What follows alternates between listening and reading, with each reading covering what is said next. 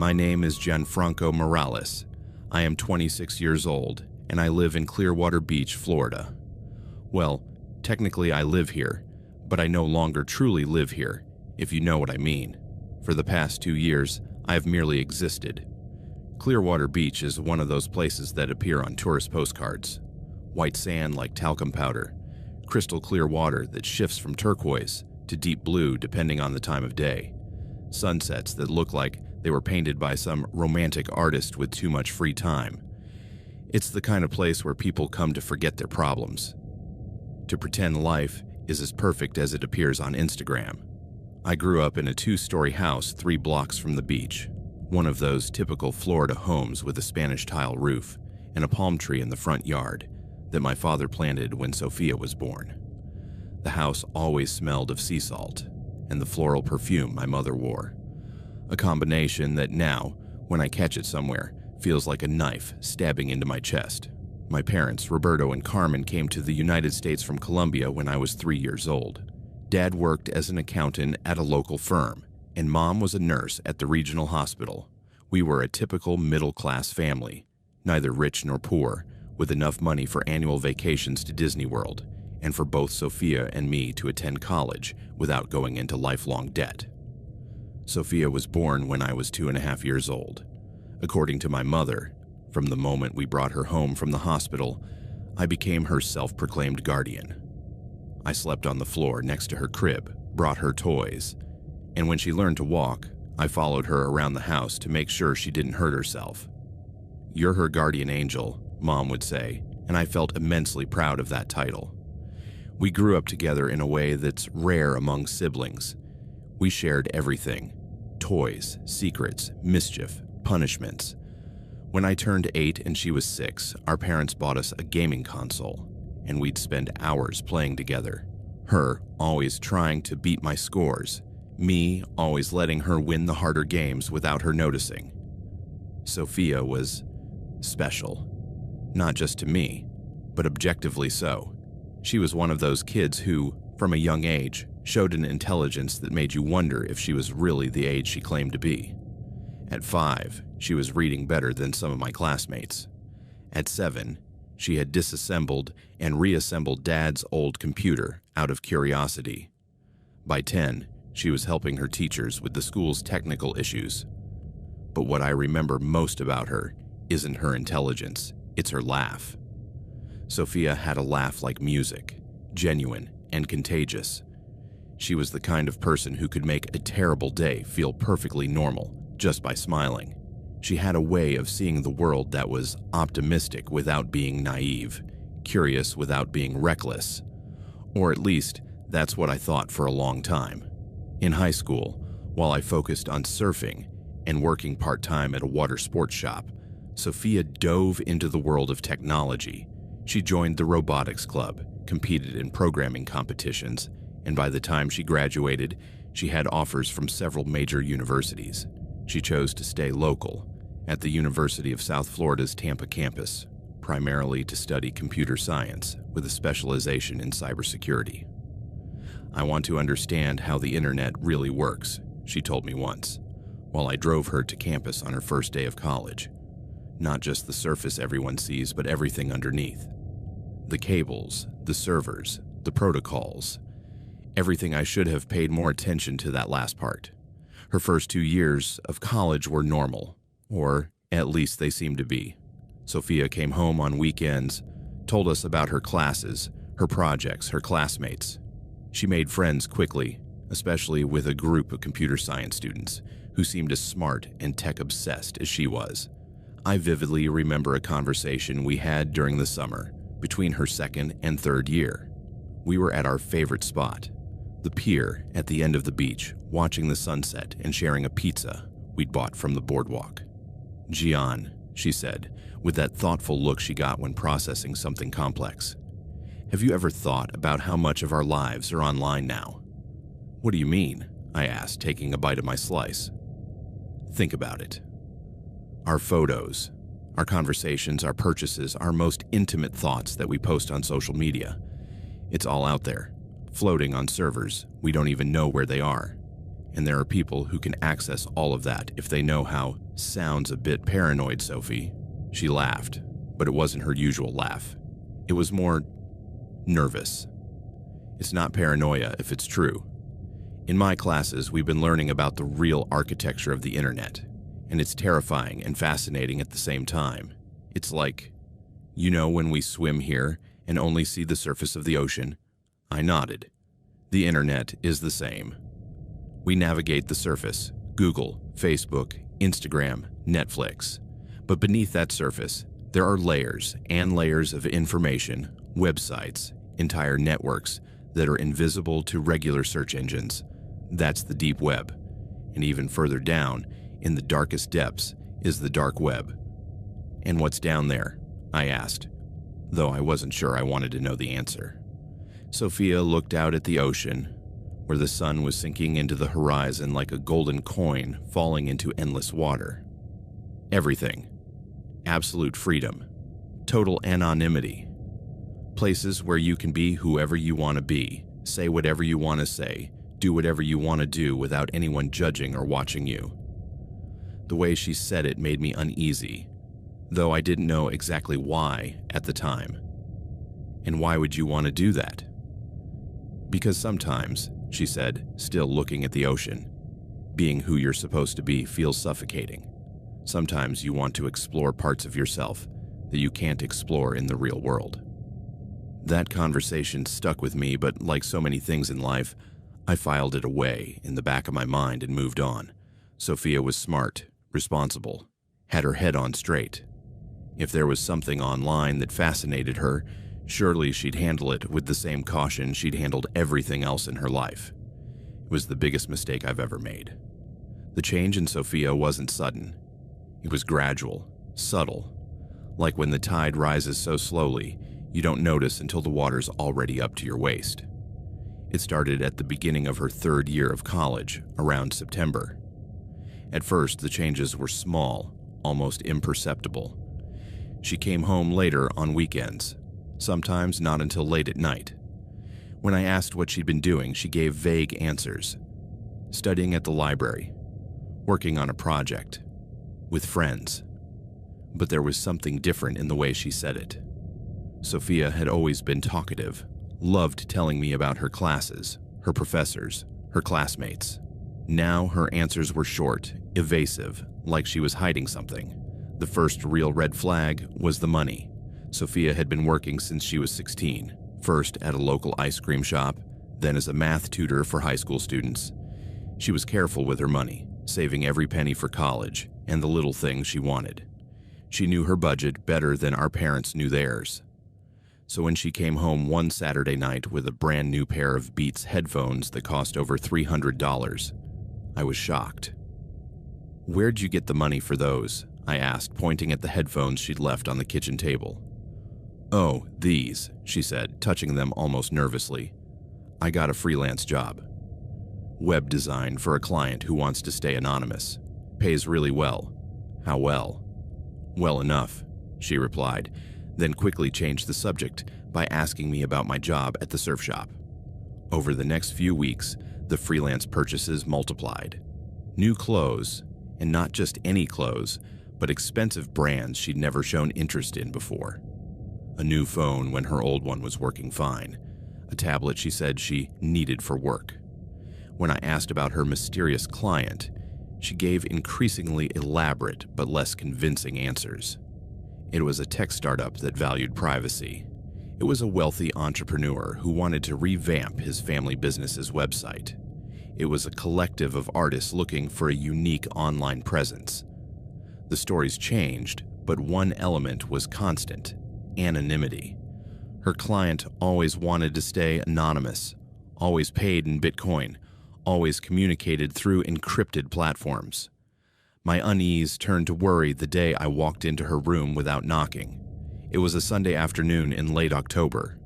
Our parents were out running errands, and I was going to ask Sophia if she wanted to come to the beach with me. Her door was slightly ajar, so I assumed I could walk in.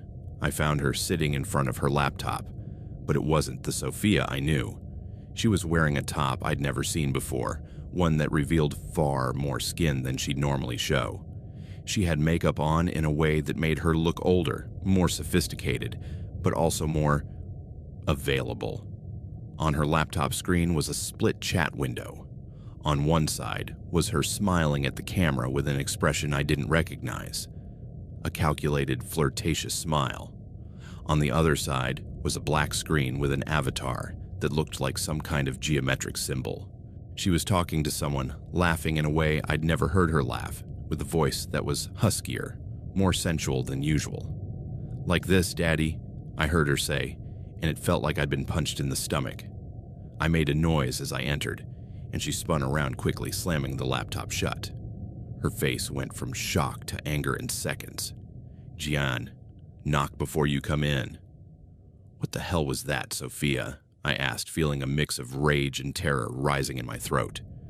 "Nothing. A video call with a classmate. We were practicing for a presentation, dressed like that. Talking like that." "It's none of your business how I dress or talk," she snapped. But I could see she was nervous, that she knew her explanation didn't add up. "Sophia, you were talking to a stranger, calling them Daddy. What the hell is going on?" The argument escalated quickly. She yelled that she was an adult, that she could make her own decisions, that I wasn't her father or her boss. I yelled that what she was doing was dangerous, that talking to strangers online like that could have terrible consequences. "It's just a chat," she shouted. "It's not real. It's acting. It's a way to make money for college." "Make money how, Sophia?" "What kind of money?" But she'd already said too much. She clammed up, told me to get out of her room, and when I tried to keep talking, she threatened to leave the house and never come back. That night, I couldn't sleep. I stayed up until 3 in the morning, listening through the thin walls of our house, trying to figure out if she was awake, if she was online again, if she was talking to that stranger or others. The next day, I tried to talk to her again, calmer, more reasonable.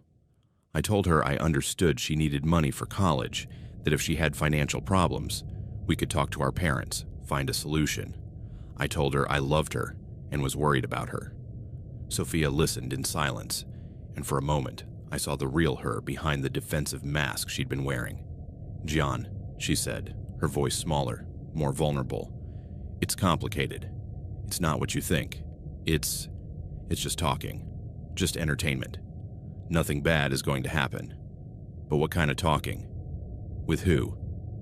With people who are lonely, who want company, who are willing to pay for a few minutes of attention. Sophia, that's... what? Prostitution? Number. I've never taken my clothes off. I've never done anything sexual. I just talk, just smile, just make them feel special for a while." I wanted to believe her. I wanted so badly to believe her that I almost convinced myself that maybe I was overreacting, that maybe it was really as innocent as she said. "Do you promise it's just that?" I asked. "Do you promise you're not going to do anything more? That you're not going to meet any of them?" "I promise," she said, and her voice sounded sincere, like the Sophia I'd known my whole life. "And do you promise that if something feels wrong, if someone asks you to do something you don't want to do, you'll tell me?" "I promise." We hugged, and for a moment, I felt like I'd gotten my sister back. I thought it had just been a phase, a misguided exploration of the online world that we'd corrected before it became truly dangerous. It was the last honest conversation we had. For the next few weeks, Sophia seemed to return to normal. She came home earlier, spent time with the family during dinners, told me funny anecdotes about her classes. The extravagant purchases stopped. She seemed more relaxed, more like herself. I let my guard down. I thought it had been a stumble, a poorly judged exploration that had ended before it became truly dangerous.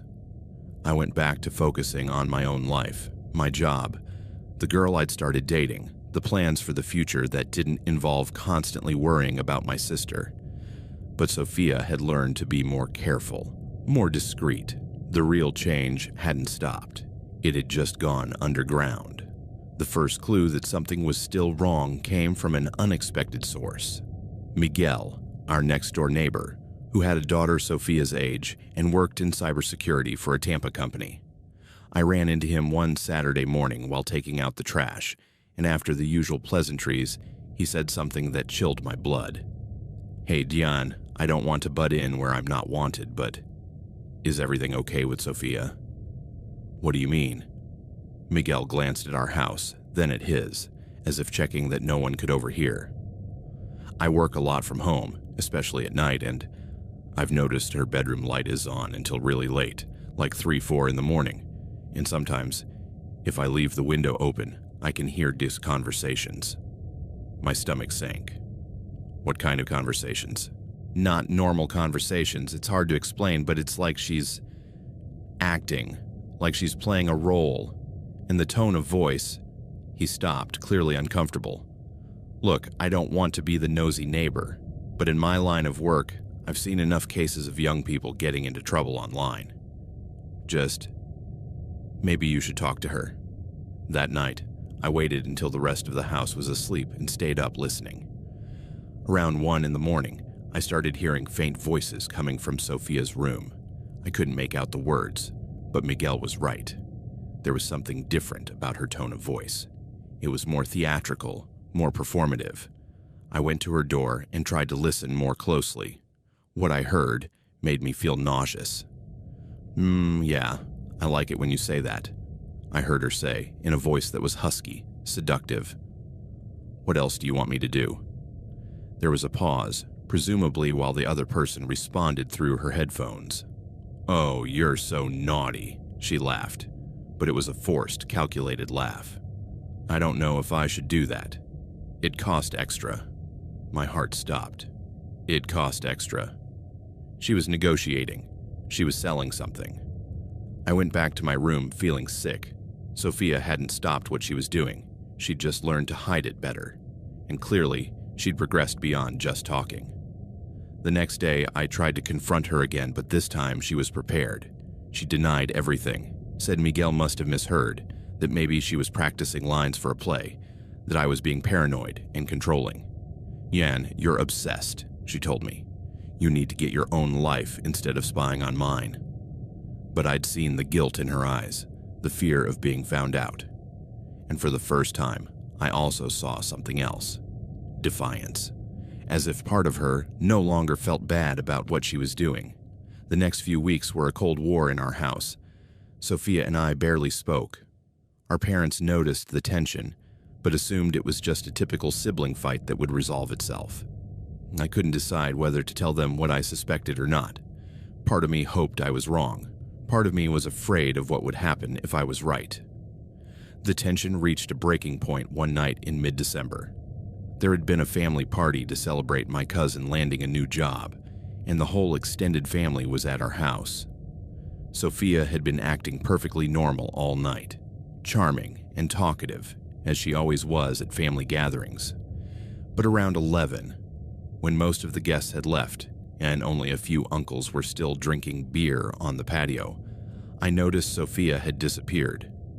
Her room was empty, but I could see light coming from under the door of the second-floor bathroom. I approached and could hear her voice, low but clear. "Hey, Daddy," I heard her say. "I missed you so much today. Have you been thinking about me?" She was in the bathroom, during a family party with relatives still in the house, doing whatever it was she was doing. I knocked softly on the door. "Sophie, you okay?" There was silence for a moment. Then I heard quick movement. "Yeah," she replied, but her voice sounded tense, rushed. "Just using the bathroom, give me a minute." When she came out 5 minutes later, she was clearly nervous, sweating despite the air conditioning. "Who were you talking to?" I asked. "No one. I was talking to myself. I do that sometimes when I'm nervous, but I had heard enough. This had gone too far. That night, after everyone left and our parents went to bed, I went to her room. I didn't knock. I just walked in. I found her in front of her laptop again, but this time she was dressed differently. She was wearing lingerie that she definitely hadn't bought with her old money, and she'd set up the lighting in her room in a way that made her look more seductive. On the screen, I could see a chat with multiple windows open, numbers that looked like money counters. This time, she didn't close the laptop immediately. She looked me straight in the eyes, and what I saw there terrified me. There was no shame, no guilt. There was defiance and something else, a kind of power, as if she'd discovered a secret that made her feel superior. "Hey, Gian," she said in a calm voice. "Come to judge me again?" "Sophia, what are you doing?" "I'm taking control of my life. I'm making more money in one night than you make in a week at your little surf shop job." "Doing what exactly?" "Giving people what they want. Entertainment, companionship, fantasy.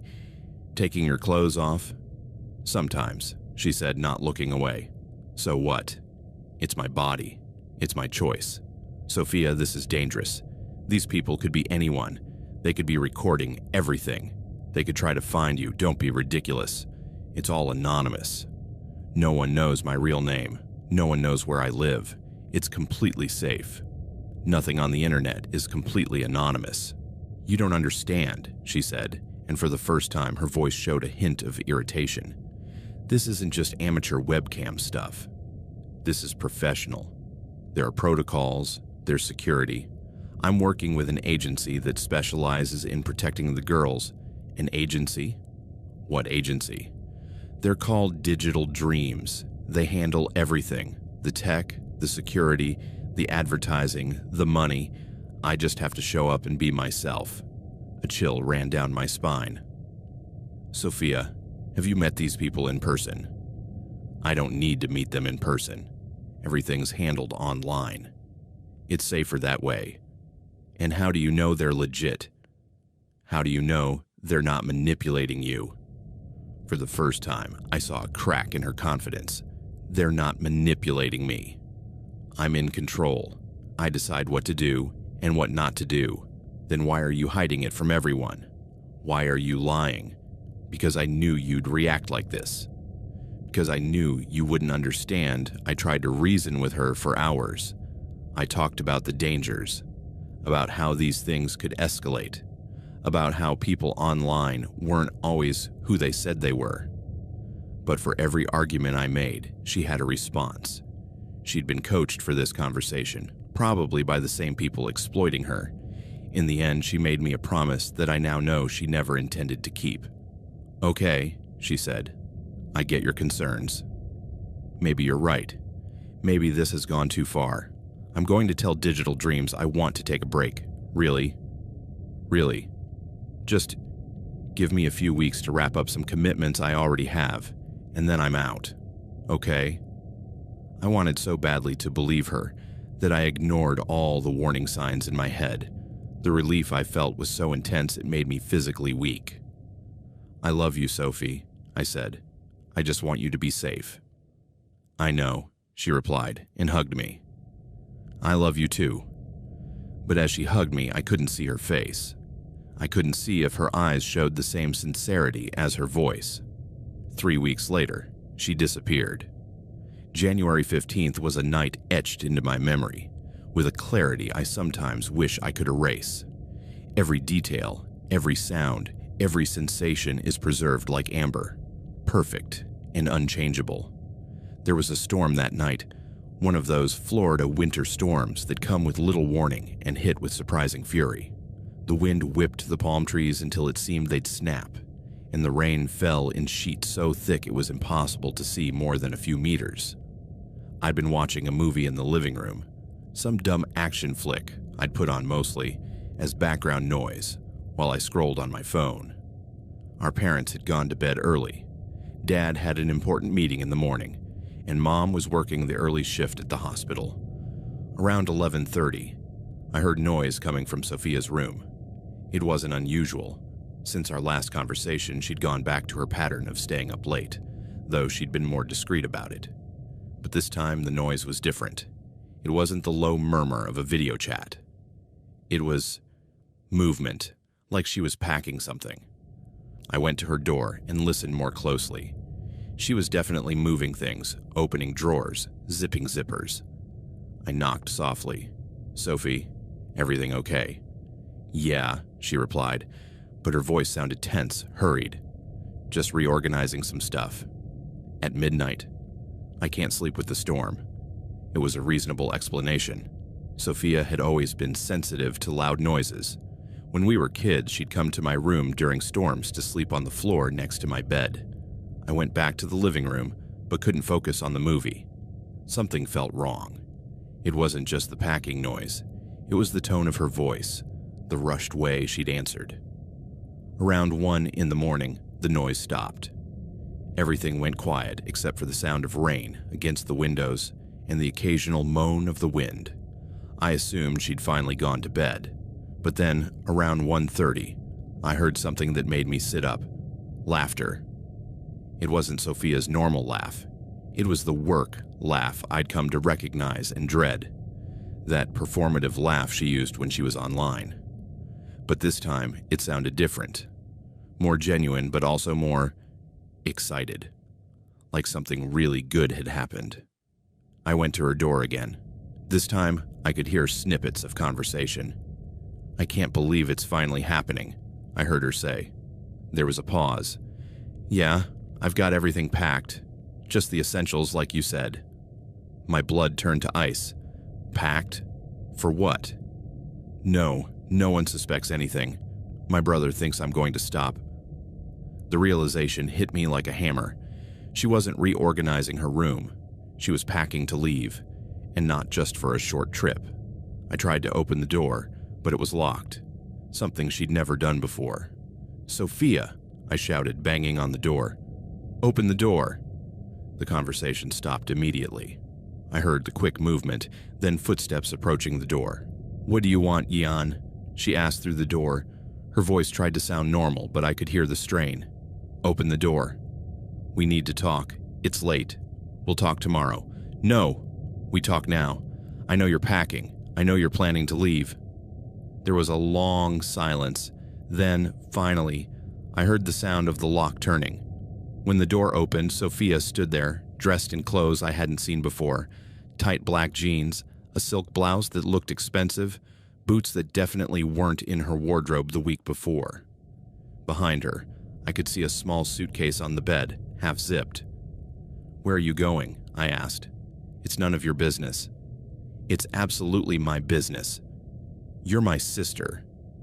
I'm an adult, Gian.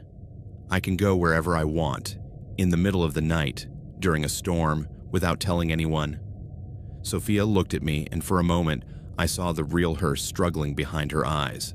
But then, as if she'd made a decision, her expression hardened. "Someone's waiting for me," she said. "Who?" "Someone special. Someone who really understands me. From digital dreams."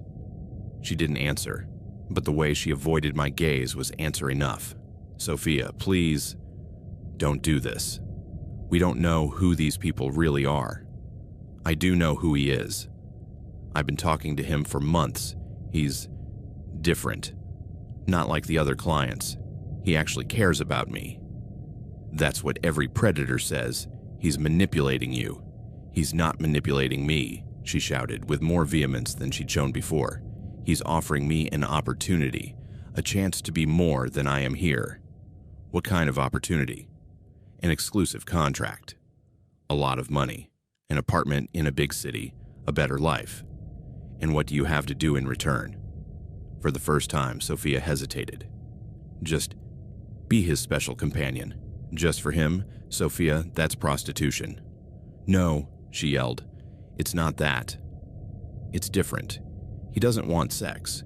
He wants a real relationship. He wants to take care of me." "And how do you know that?" "Have you met him in person?" "I'm going to meet him tonight. He's coming to pick me up, here, at our house." "Don't be ridiculous. I have to meet him at a neutral place, a hotel." Every word she said terrified me more. Everything I'd learned about online predators screamed that this was exactly how they operated. Gradual grooming, promises of a better life, meetings in isolated places. "Sophia, please. If he really loves you, he'll wait. He can meet our parents. He can do this the right way." "You don't understand," she said, her voice cracking slightly. "This is my chance to get out of here, to be more than the smart girl from a small town. He sees me for who I really am, I see you for who you really are. Mom and Dad see you for who you really are. You don't need validation from a stranger." But I could see in her eyes that she'd already made her decision. There was something there I hadn't seen before. A desperate determination, as if she believed this was her only shot at happiness. "You can't stop me," she said simply. "I can wake up Mom and Dad. Do it. By the time they're awake, I'll be gone. And if you follow me, or if you call the police, you'll never see me again." The threat paralyzed me. I knew Sophia well enough to know she wasn't bluffing. "At least tell me his name. Some way to contact you." Sophia looked at me for a long moment, and I could see the conflict on her face. Part of her wanted to trust me, wanted me to understand, but the other part, the part that had been manipulated and groomed for this moment, won. "His name is Marcus," she said finally. "Marcus Delacroix. And where I'm going, I won't need contact with home for a while. How long? I don't know. Maybe forever." Those words hit me like a physical slap. "Sophia, take care of Mom and Dad," she said, stepping closer and giving me a quick hug. "Tell them I love them. Tell them to understand they won't understand. And I don't understand. Someday you will," she said, grabbing her suitcase off the bed. "Someday you'll see I did the right thing." I followed her downstairs, begging her to reconsider, to at least wait until morning to talk to someone else before making such a drastic decision. But she wasn't listening. She was in some kind of trance, moving with the determination of someone who had rehearsed this moment in her mind many times. At the front door, she stopped and looked at me one last time. "Gian, if you love me, don't follow me. Don't try to find me. This is my choice. And if you're wrong, if this Marcus isn't who he says he is," for a moment, I saw a flicker of fear in her eyes, but then she covered it with that artificial determination she'd been showing all night. "Then I'll learn from my mistakes." Like any adult, she opened the door, and the wind and rain immediately filled the foyer. I could see car lights on the street, someone waiting. "I love you, Gian," she shouted over the storm's noise, and then she was gone, running toward the car through the torrential rain. I ran after her, but by the time I got to the street, the car was already pulling away. It was a dark sedan, maybe black or navy blue, but with the rain and darkness, I couldn't see the license plate or make out any details. I stood in the middle of the street soaking wet, watching the taillights disappear into the night. That was the last time I saw my sister. I didn't sleep that night. I stayed in the living room, clothes wet and shivering, staring at the front door as if Sophia would change her mind and come back. Every time I heard a car pass by on the street, my heart raced with hope that it was her. But she never came back. At 6 in the morning, when I heard my parents moving upstairs, I had to make the hardest decision of my life. Do I tell them what happened right away, or wait to see if Sophia came back on her own? I chose to wait. It was a mistake that will haunt me for the rest of my life. When my parents came down for breakfast, I told them Sophia had left early to study at the library before classes.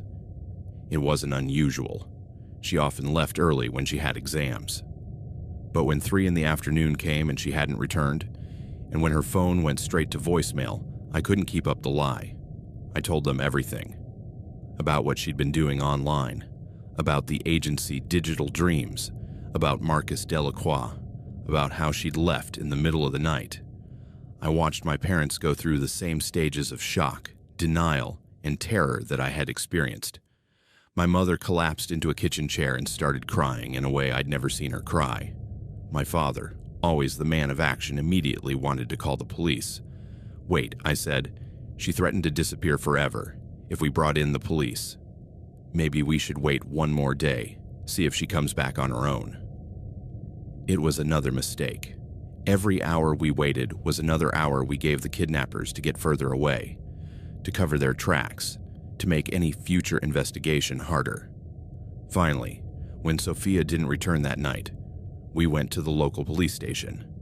The officer in charge was a middle-aged man named Sergeant Thompson, with a gray mustache and an attitude that immediately made me feel like we were bothering him with something trivial. 19 years old, he said after hearing our story. Legally an adult. No signs of a struggle in the house, no evidence she was forced. From what you're saying, she left on her own. But she was tricked, I protested. She was manipulated by online predators. That may be true, Thompson replied, in a tone that clearly indicated he didn't believe it was true. But without evidence of a specific crime, our options are limited. We can file a missing person report and add her to the national database. That's it? My father asked, his voice trembling with frustration. Mr. Morales, every year, thousands of young adults decide to leave home.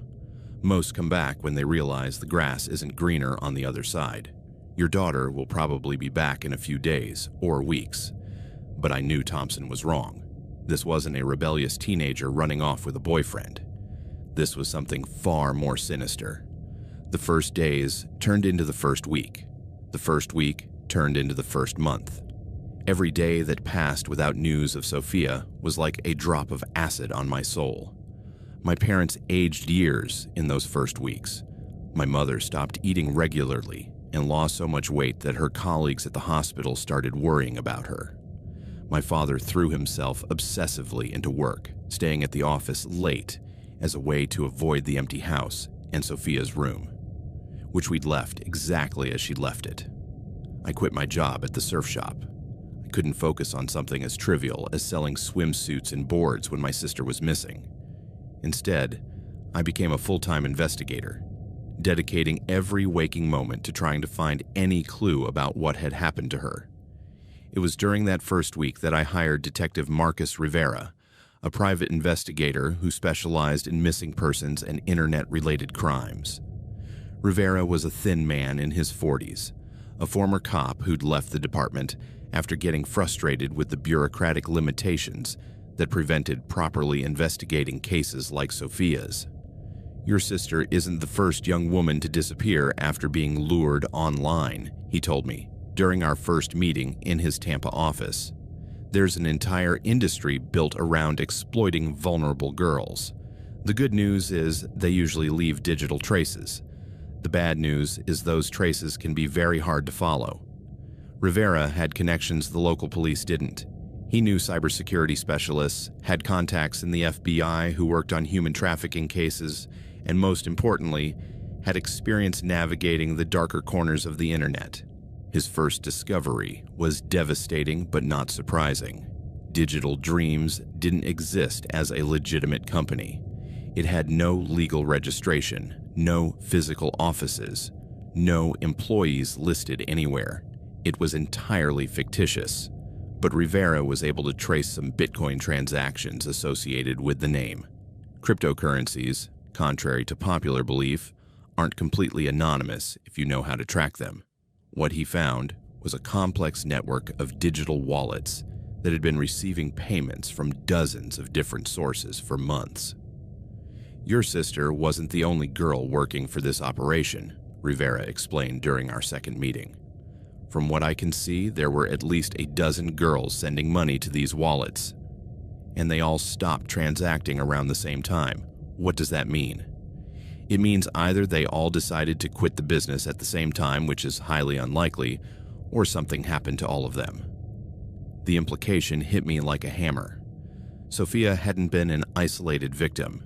She'd been part of a larger operation, a scheme that had been collecting vulnerable girls for months or maybe years. Rivera also investigated the name Marcus Delacroix that Sophia had mentioned. As we expected, it turned out to be completely fictitious. There was no one with that name in public records who matched the description Sophia had given of a young, wealthy man interested in an exclusive relationship. Online predators rarely use their real names, Rivera explained. They create entirely fictitious personas, complete with backstories, stolen photos from other websites, and personalities designed specifically to lure their targets. Rivera's investigation also revealed something that made me sick with guilt. The warning signs had been there for months. The pattern of grooming Sophia had experienced was textbook, initial contact through legitimate platforms, gradual escalation to more intimate conversations, introduction of money to create dependency, isolation from family and friends, and finally the offer of a meetup that was actually a trap. Your sister was targeted specifically, Rivera told me. These groups look for girls who fit a particular profile, smart but insecure, with access to technology but not much real-world experience, with financial or family problems that make them vulnerable to offers of a better life. But Sophia didn't have family problems, I protested. We loved her. We supported her. Predators are experts at creating problems where there aren't any, Rivera replied. They convince their victims that their families don't understand them, that they're different and special, that they deserve more than what they have. It's sophisticated psychological manipulation. After 6 weeks of investigation, Rivera hit a dead end. He'd identified the criminal operation, traced some financial transactions, confirmed that Sophia had been a victim of human trafficking. But there were no leads on where she was physically, who had her, or how to contact them.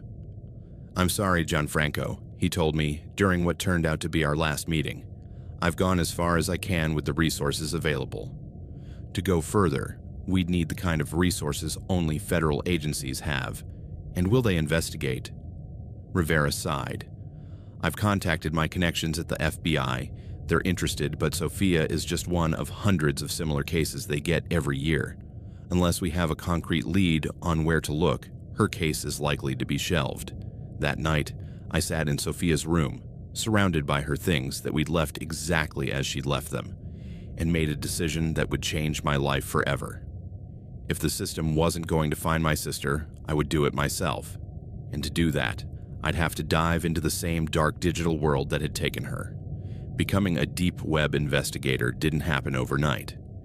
It was a gradual, agonizing process that took months and changed something fundamental about who I am as a person.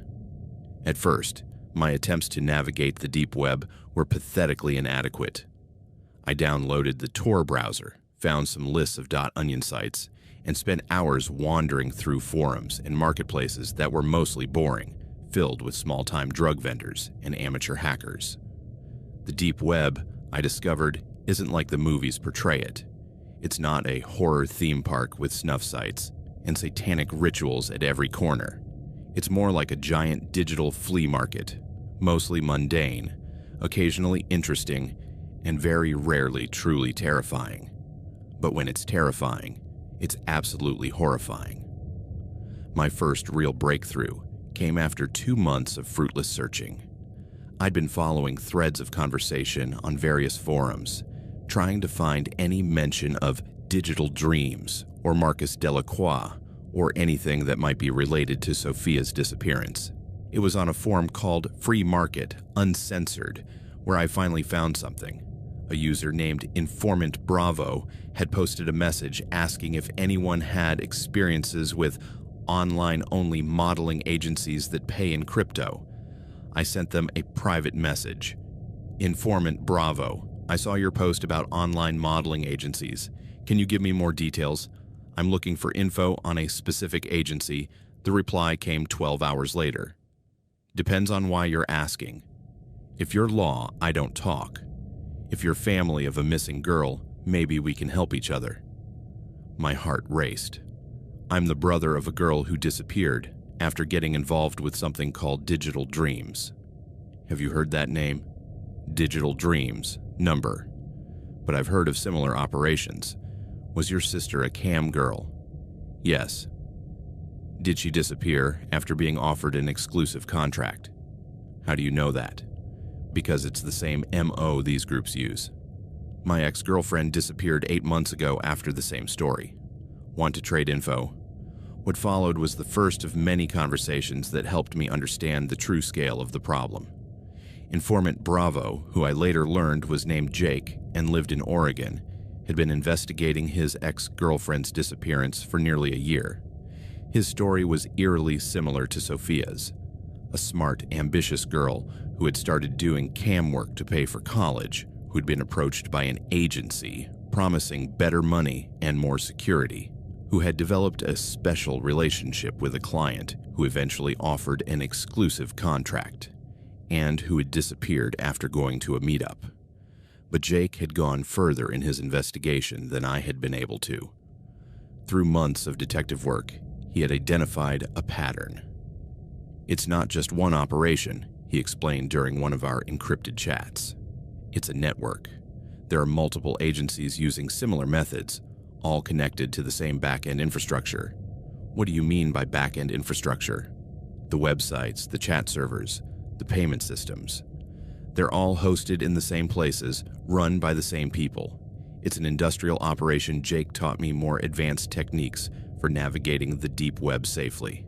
He showed me how to use multiple VPNs, how to erase my digital tracks, how to communicate in ways that were harder to trace. But more importantly, he introduced me to a community of people who were searching for missing loved ones. There were more than I ever could have imagined. Parents looking for daughters, brothers looking for sisters, boyfriends looking for girlfriends. All had been lured into the same kind of schemes, and all had been abandoned by the formal legal system. It was through this informal network of investigators that I finally found my first real lead on Sophia's whereabouts.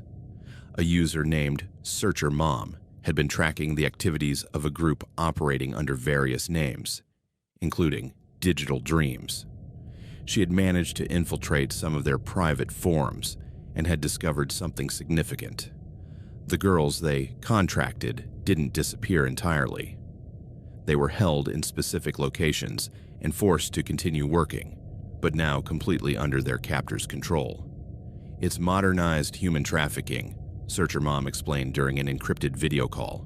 She was a woman in her 50s from Illinois, whose daughter had disappeared similarly 2 years earlier.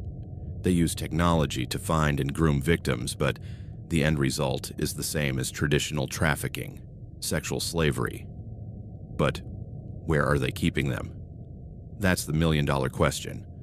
We've identified at least 3 possible locations based on metadata from images and videos we've been able to intercept.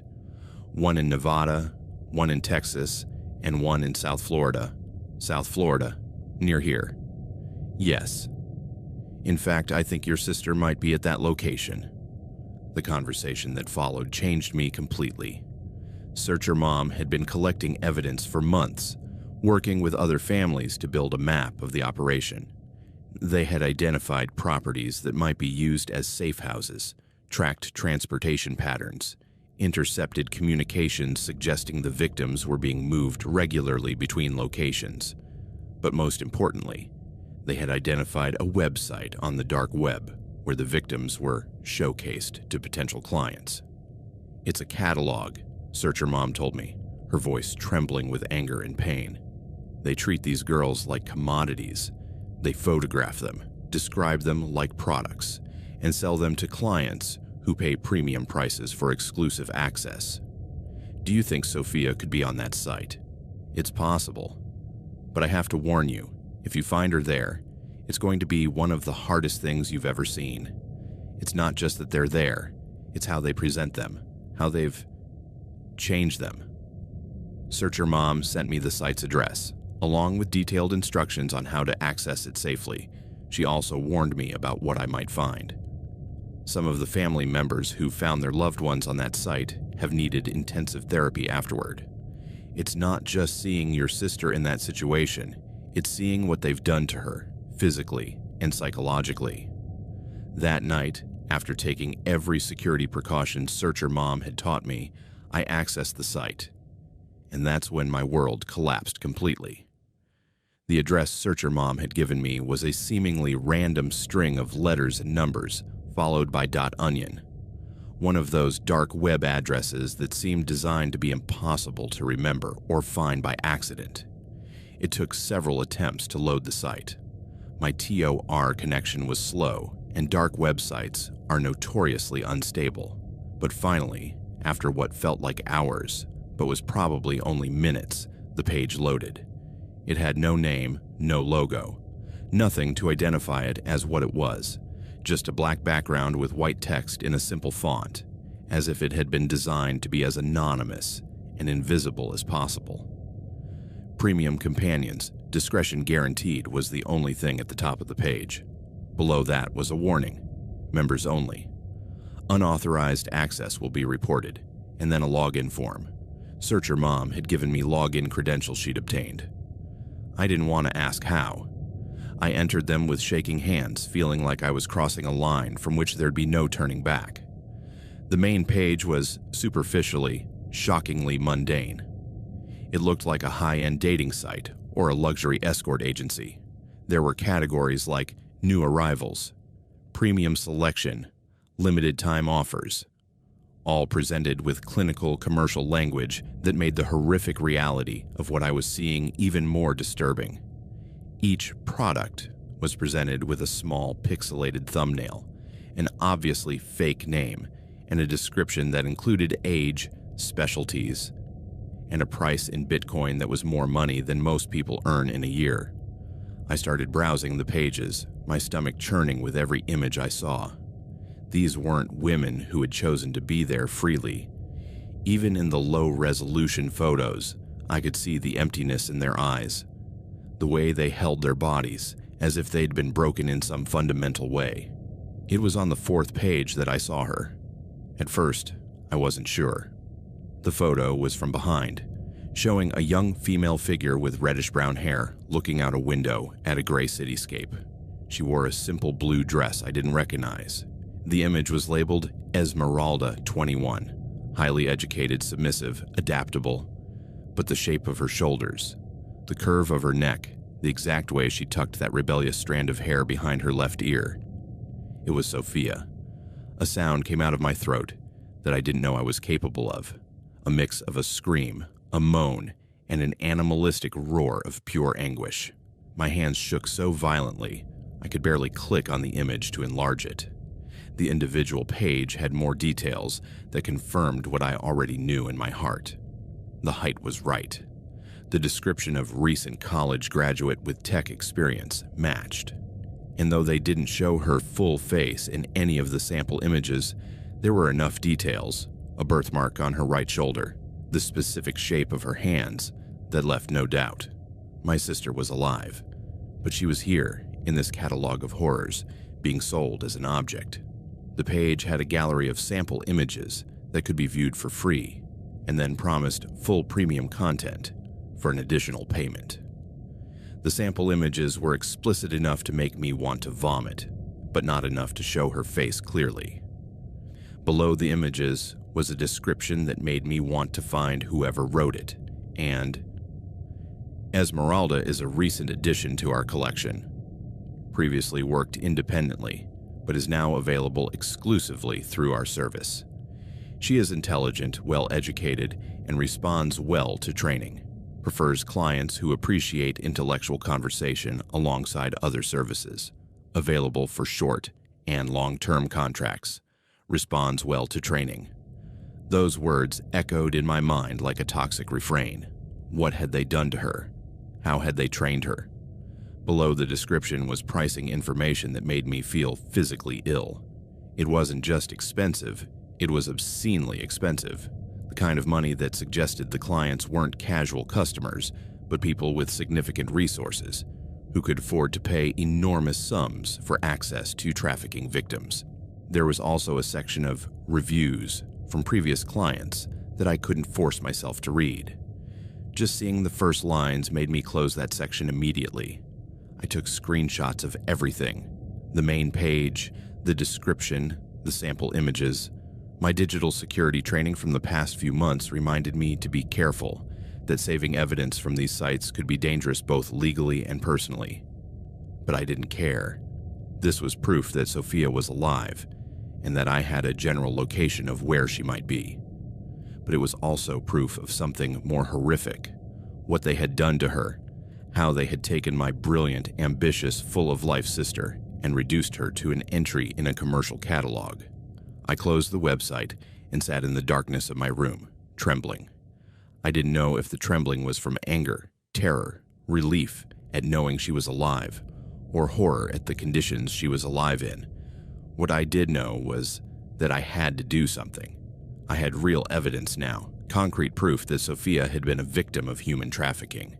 Surely this would be enough for the police, the FBI, someone to take action. I was wrong. The next morning, I went straight to the local police station with the screenshots printed in a folder. This time, I didn't go to Sergeant Thompson. I asked to speak to the detective in charge of missing persons cases. Detective Sarah Jenkins was an Asian woman in her 40s, with a serious but not unfriendly expression. She listened patiently as I explained how I'd found Sophia on the trafficking site, showing her the screenshots as evidence. "Mr. Morales," she said, after examining the papers carefully, "I understand why you believe this is your sister, but there are several problems with this evidence." "What kind of problems?" "First, these images don't clearly show the woman's face. Without a positive facial identification, we can't confirm it's the same person. But look at the body shape, the hair, the birthmarks. Those features could belong to thousands of young women. Second, there's no way to verify when these photos were taken or where. They could be from before your sister disappeared. But what about the website itself? It's clearly a human trafficking operation." Detective Jenkins sighed. "Mr. Morales, whether you believe me or not, we get reports about sites like this regularly. The problem is that jurisdiction is extremely complicated. These sites operate on the dark web using servers that are distributed internationally. Even if we could prove it's a trafficking operation, which is surprisingly hard to do legally, we don't have authority to investigate servers in other countries." "So you can't do anything?" "We can forward the information to the FBI, which has a special division for cybercrimes and human trafficking. But I have to be honest with you. Without more specific evidence, this is likely to be added to a very long list of similar cases." I left the police station with a frustration that burned inside me like acid. I had proof that my sister was being trafficked, and the system couldn't or wouldn't do anything about it. My next stop was the FBI office in Tampa. I'd researched online and knew they had a human trafficking division. Surely they'd take this more seriously. Special Agent David Rodriguez met me in a small, sterile office after a 3-hour wait. He was a large, bald man with a professional but distant demeanor. "Mr. Morales, I've reviewed the reports sent by the local police department. I understand your frustration, but there are several reasons why this case presents unique challenges." "What kind of challenges?" "First, your sister is an adult who left home voluntarily, without evidence that she was forcibly kidnapped. This doesn't automatically qualify as a human trafficking case under federal law. But she was tricked. She was manipulated. That may be true, but proving psychological manipulation in court is extremely difficult, especially when the victim initially consented to contact." Rodriguez went on to explain the legal and practical limitations they faced. Dark websites were hard to investigate because they constantly changed locations. Trafficking victims often didn't cooperate with authorities because they'd been conditioned to distrust police or feared retribution, and the resources to investigate these cases were limited compared to the volume of cases they received. "So, my sister is lost forever?" I asked. "Not necessarily. We have ongoing operations targeting trafficking networks. If your sister is involved in one of these networks, it's possible we'll find her eventually. But I can't give you a timeline or guarantees. What if I could give you more information? What if I could pinpoint exactly where she is?" Rodriguez looked at me with an expression that was part warning, part curiosity. "Mr. Morales, I hope you're not considering taking action on your own. Interfering with a federal investigation is a serious crime, and more importantly, these organizations are extremely dangerous. They're not street thugs. They're sophisticated criminal operations with significant resources. So, what am I supposed to do? Just wait and hope someone else rescues my sister?" "I understand your frustration. But yes, that's exactly what I recommend you do." That night, I sat in Sophia's room, surrounded by her things, and faced a terrible reality. The system that was supposed to protect my sister had failed completely. Not out of malice, but because of practical, legal, and resource limitations that made cases like hers effectively impossible to solve through official channels. That's when I made a decision that would change my life forever. If the system couldn't save Sophia, I would have to do it myself. And to do that, I'd have to go deeper into the dark web than I ever had before. Not just as an observer, but as an active participant in the world that had taken my sister. For the next 2 weeks, I dove completely into the investigation. I didn't sleep more than 3 or 4 hours a night, lived off coffee and takeout, and spent every waking moment on my computer, navigating the darkest corners of the internet. I had decided to rescue Sophia myself, but I had enough sense to understand that I couldn't just show up at a human trafficking operation and demand my sister back. I needed a plan, and that plan required information that wouldn't be easy to get. My first goal was to find the physical location where Sophia was being held. The most promising lead came from Searcher Mom, who had been tracking metadata from images on the site where I'd found Sophia. Every digital image contains hidden information, she explained during one of our encrypted chats. Data about the camera that took the photo, sometimes GPS coordinates, timestamps. Professional sites usually scrub this metadata, but sometimes they make mistakes. Searcher Mom had developed tools to extract and analyze this metadata en masse. Through months of work, she had identified patterns suggesting that many of the photos on the Premium Companion site had been taken in the same general location, an area south of Miami near the Everglades. It's a smart place for an operation like this, she told me. Isolated, lots of privacy, but close enough to a major city for logistical access. And South Florida has been a hub for human trafficking for decades. But knowing the general area wasn't enough. I needed a specific address, and for that, I needed inside access to the organization. It was Jake, my contact from Oregon, who gave me the craziest and most dangerous idea. "Have you considered going undercover?" he asked during one of our chats. "What do you mean?" "Posing as a client, infiltrating the organization from the inside. The idea made me physically ill. I can't pretend to be one of those monsters." "You wouldn't have to do anything real," Jake explained. "You just have to convince them you're a potential client with a lot of money. Once you're in direct contact with them, you could get information about locations, about how the organization operates." "And how am I supposed to do that?" "I don't have the kind of money these guys expect. Bitcoin is easy to fake on paper. You can create digital wallets that show large balances without actually having the money. It's just numbers on a screen." Jake connected me with someone known as Crypto Chameleon, a hacker who specialized in creating fake digital identities. For a fee that took most of my savings, Crypto Chameleon created a completely new identity for me. My new self was named David Kingston. I was a tech entrepreneur from Los Angeles with interest in cryptocurrencies and alternative entertainment.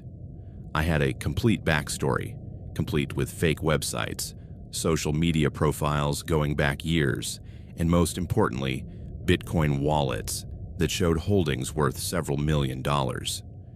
"It's just digital theater," Crypto Chameleon explained during our only direct contact, "but it's very convincing theater. Just remember, once you start using this identity, you can't make mistakes. These people have resources to verify information, and if they suspect you're fake..." He didn't finish the sentence, but he didn't need to. The next step was making contact with the organization. This proved harder than expected. Premium Companions wasn't the kind of site where you could just sign up as a new user. It was members only, and getting membership required referrals from existing clients. It was Searcher Mom who finally gave me the breakthrough I needed. Through her network of other victims' families, she had found someone whose brother had partially infiltrated a similar organization before being discovered. "The way in," she told me, "is through the dark web networking forums. Not the main sites, but the private forums where these guys talk to each other about premium services. It took another week to find the right forum and convince the moderators that I was a serious businessman interested in discreet entertainment investments. But finally, using my David Kingston identity and showing evidence of my supposed Bitcoin holdings, I gained access to a forum called Exclusive Investments, private members only. It was a shockingly mundane place. Members talked about these trafficking operations using the same language they'd use to discuss any other commercial investment. There were discussions about return on investment and market penetration and quality control that made me sick when I realized they were talking about human beings. It was in this forum that I finally made contact with someone connected to the organization that had Sophia. A user named Southern Comfort had posted about a new acquisition that matched the timing of Sophia's disappearance. When I sent him a private message expressing interest in exclusive services in the Florida area, he responded with professional curiosity. What followed was the hardest conversation of my life. I had to pretend to be the kind of person who buys human beings, had to ask questions about products and services that made me want to vomit. But gradually, Southern Comfort began to trust my David Kingston persona. "You have interesting references," he wrote after several conversations, "and your financial resources are impressive. I think we could do business." "What kind of arrangements are you looking at?" I asked, using the coded language I'd learned from observing other conversations on the forum. "Depends on your specific preferences. We have a range of options, from short-term arrangements to more permanent acquisitions. I'm interested in something exclusive, someone educated, intelligent, preferably new to the business, interesting. We just got someone who might fit those criteria perfectly. Young, college-educated, still in training but showing a lot of potential." My heart stopped. It had to be Sophia. "Could you arrange a viewing?" "For the right client, yes, but we'd have to verify credentials in person. An investment of this level requires a face-to-face meeting." It was exactly what I'd hoped for and feared. Southern Comfort was willing to arrange a meeting, but it would mean exposing myself directly to these criminals. If they found out who I really was, there'd be no way out. But it was also my only chance to find Sophia. "Where and when?" I wrote back. "There's a hotel in South Beach we use for client meetings. Neutral ground, very discreet. Would you be available this weekend?" I had 3 days to prepare for what would be the most important performance of my life. 3 days to become David Kingston convincingly enough to fool professional human traffickers. 3 days to accept that, very likely, I wouldn't survive the attempt. The Hotel Delacroix in South Beach was exactly the kind of place you'd expect for a meeting between high-level criminals. Discreet, expensive, and with the kind of staff trained to ask no questions about the guests or their activities. I arrived early and checked in under my false name, David Kingston. I had rehearsed the identity for days, memorizing every detail of my backstory, practicing the kind of casual confidence expected of someone with millions in cryptocurrency. I wore a suit that cost more money than I'd normally spend on clothes in a year, a rented expensive watch from a jeweler, and carried a leather briefcase containing fake documents designed to back up my business identity. But inside, I was terrified. Southern Comfort had arranged for us to meet in the hotel bar at 7 in the evening. He'd sent me a physical description, and I'd done the same. Asian businessman, 40 years old, navy suit, black briefcase. I'll be reading the Wall Street Journal. I arrived at the bar at 6:45 and sat at a table that gave me a clear view of the entrance. I ordered a whiskey I had no intention of drinking. I needed all my senses sharp, and spread out a copy of the journal, though the words seemed to swim on the page every time I tried to focus. At 7:03, a man matching the description exactly walked into the bar. He was younger than I'd expected, probably in his mid-30s rather than 40, with the kind of quiet, professional presence that could have been a successful banker or lawyer. Nothing about his appearance suggested he was a human trafficker. We sized each other up across the bar for a moment before he approached my table. "David Kingston?" he asked, extending his hand. "The same," I replied, shaking his hand and trying to project the casual confidence I'd been practicing. "Marcus." I had used the name Marcus Delacroix, the same fake name Sophia had mentioned. I didn't know if it was a coincidence or if it was really the same person who had lured her. "Marcus Wesley," he said, correcting slightly. "A pleasure to finally meet you in person." He sat across from me and ordered a martini.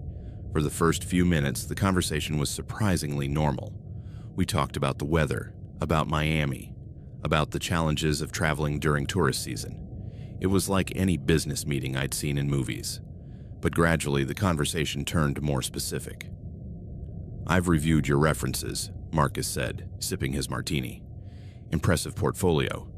I don't see many clients with your level of liquid resources." "I've been lucky with tech investments," I replied, using lines I'd rehearsed. "And I've learned that the best opportunities are often in markets others overlook."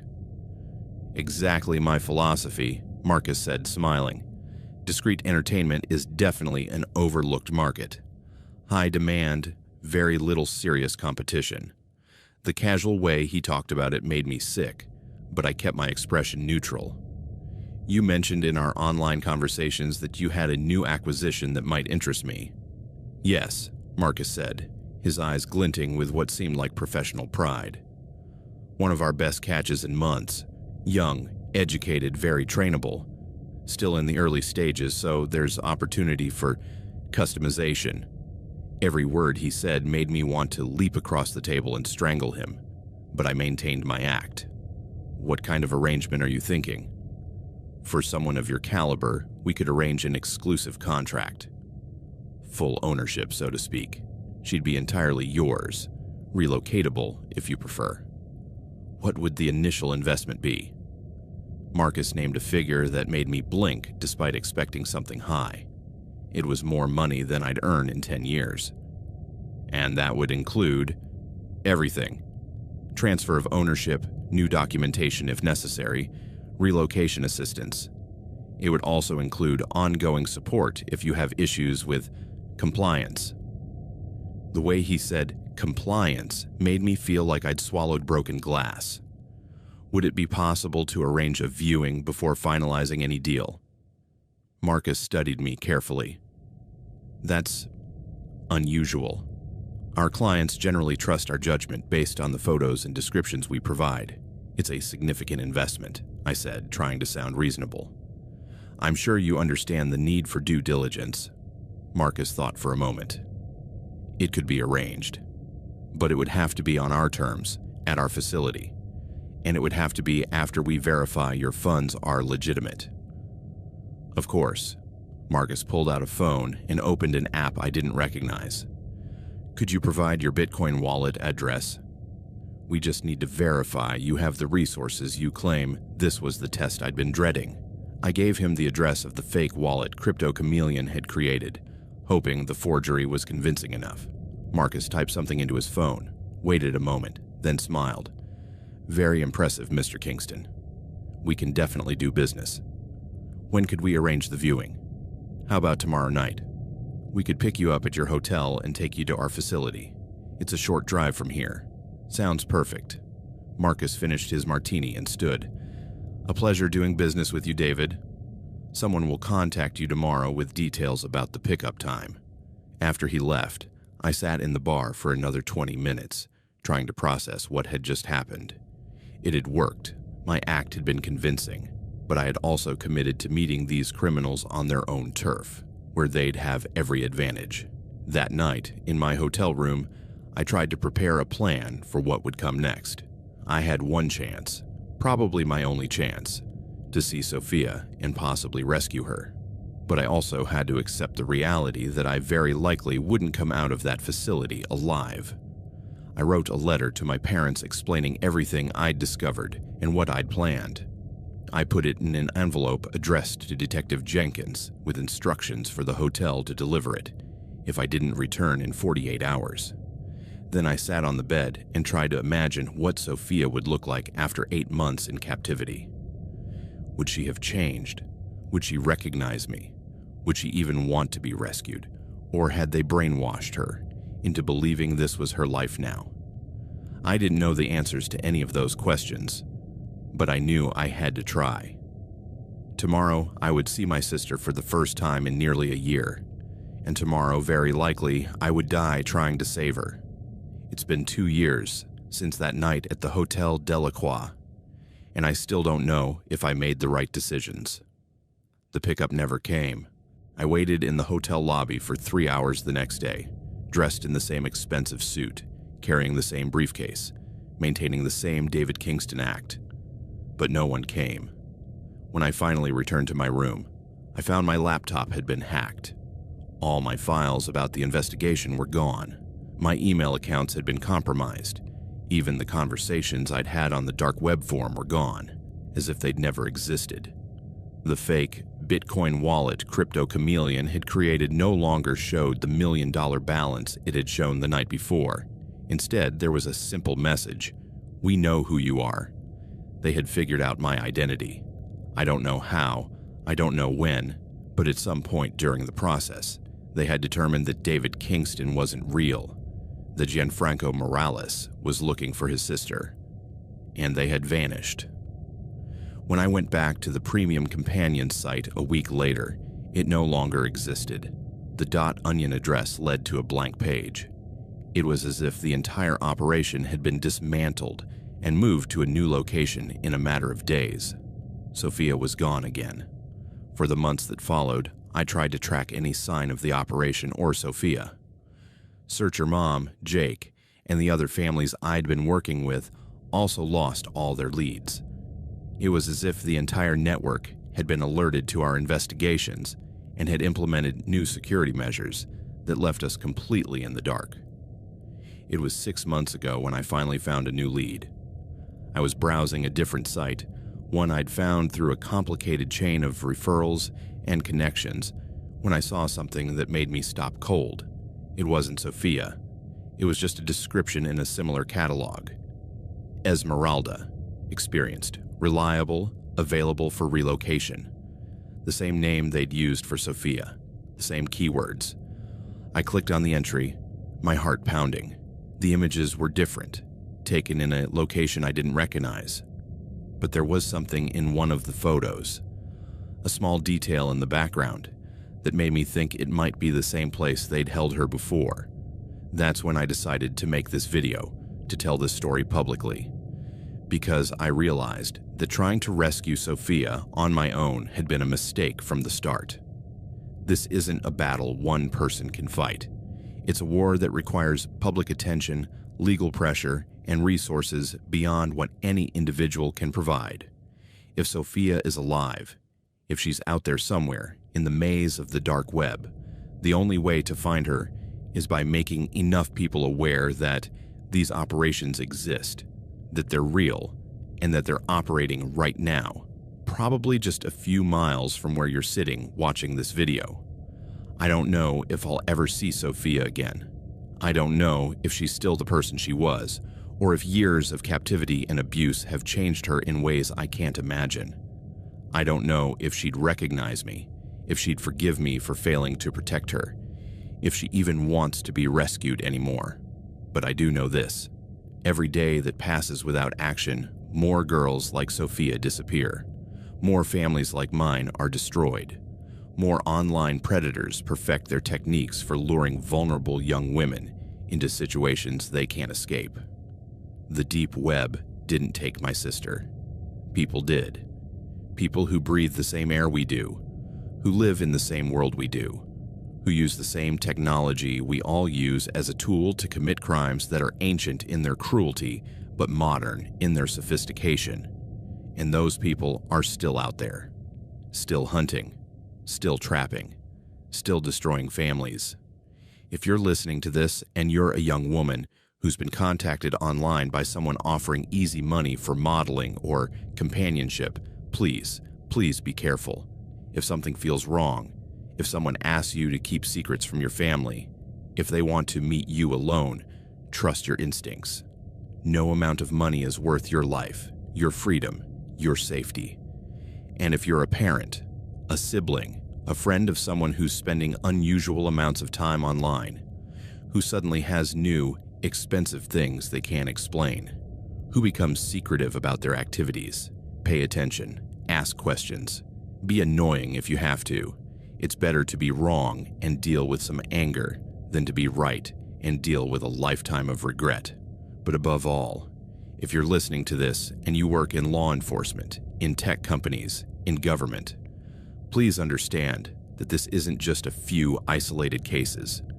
This is an industry, an epidemic, and it's growing every day we don't take it seriously. 2 weeks ago, Searcher Mom sent me a message. She had found something new in her ongoing investigation. Another girl had disappeared under almost identical circumstances to Sophia's. A girl from Texas, smart and ambitious, who had been lured by promises of easy money and exclusive contracts. Her name was Isabella. She was 19 years old, and according to Searcher Mom, she had been listed on the same kind of site where I'd found Sophia, using the name Esperanza. How many more are going to disappear? Searcher Mom asked me during our last conversation. How many more families are going to be destroyed before someone with real power decides this is worth stopping? I didn't have an answer for her, because the truth is, I don't know. I don't know if Sophia is alive. I don't know if Isabella is alive. I don't know how many more girls are trapped in that digital world of horror that exists parallel to our normal lives. What I do know is that every minute this video is playing, there's someone somewhere online pretending to be a friendly stranger looking for their next victim. There's someone browsing dating apps and social media, identifying vulnerable young women who might be susceptible to promises of a better life. And there's someone, maybe Sophia, maybe Isabella, maybe dozens of other girls whose names we'll never know, sitting in a room somewhere, being forced to smile for a camera while their souls are slowly destroyed. This is my story, my nightmare, my failure. It's the story of how I lost my sister to a world most people pretend doesn't exist, and how the system that's supposed to protect people like her failed so completely it might as well not exist at all. It's the story of how the technology that's supposed to connect us and make our lives better has been turned into a weapon by predators who don't see young women as human beings, but as products to be harvested and sold. And it's the story of how love, even the deepest, most protective love you can feel for another person, is sometimes not enough to save them from a darkness that's bigger, more organized, and more sophisticated than any one person can face alone. But it's also, I hope, a warning. A cautionary tale that might save someone else from going through what Sophia went through, what my family went through, what thousands of other families are going through right now, because the truth I've learned, the truth that keeps me awake at night, is that this isn't a story about technology or the internet or teenage rebellion. This is a story about evil, a pure, calculated, industrial-scale evil that has found a way to use our most intimate technologies, our phones, our computers, our social media, to hunt human beings with an efficiency that would have been impossible just a generation ago. And that evil counts on our silence. It counts on families like mine being too ashamed, too hopeless, too overwhelmed to speak out. It counts on people hearing stories like this and thinking, that could never happen to me, or that's not my problem. But it is your problem, because if you have a daughter, a sister, a friend who uses the internet, and who doesn't these days, you're connected to this world whether you like it or not. The predators who took Sophia aren't monsters from another dimension. They're people who live in our communities, who work regular jobs, who look like anyone else, and they're using tools we all use every day to destroy lives with a casualness that is absolutely terrifying. So please, if you take anything from this story, take this. Pay attention, be suspicious, be protective, be annoying if you have to be. Ask questions when something doesn't feel right. Trust your instincts when someone you love starts changing in ways you can't explain. And if you're a young person watching this, please remember that no matter how mature you feel, no matter how smart you think you are, There are people out there who have made careers out of manipulating young minds. No amount of money, no promise of a better life, no offer of freedom or independence is worth the risk of ending up like Sophia. Every night before I go to bed, I look at a photo of Sophia I keep on my nightstand. It's from her high school graduation, where she's smiling with that smile that could light up an entire room. In that photo, she looks invincible, like someone who could never be broken. But now I know better. I know that anyone can be broken. Anyone can be manipulated. Anyone can be reduced to an entry in a digital catalog if the right predator targets them. And every night, I make the same promise to that photo, the same promise I'm making to all of you now. I will never stop looking for her. I will never stop telling her story. And I will never stop warning other people about the world that swallowed her whole. Because maybe if enough people hear this story, if enough people understand that this is real and that it's happening right now, maybe we can save someone else's Sophia. Maybe we can prevent another family from experiencing the particular kind of hell that is loving someone who has disappeared into such complete darkness that you don't even know if they're alive or dead.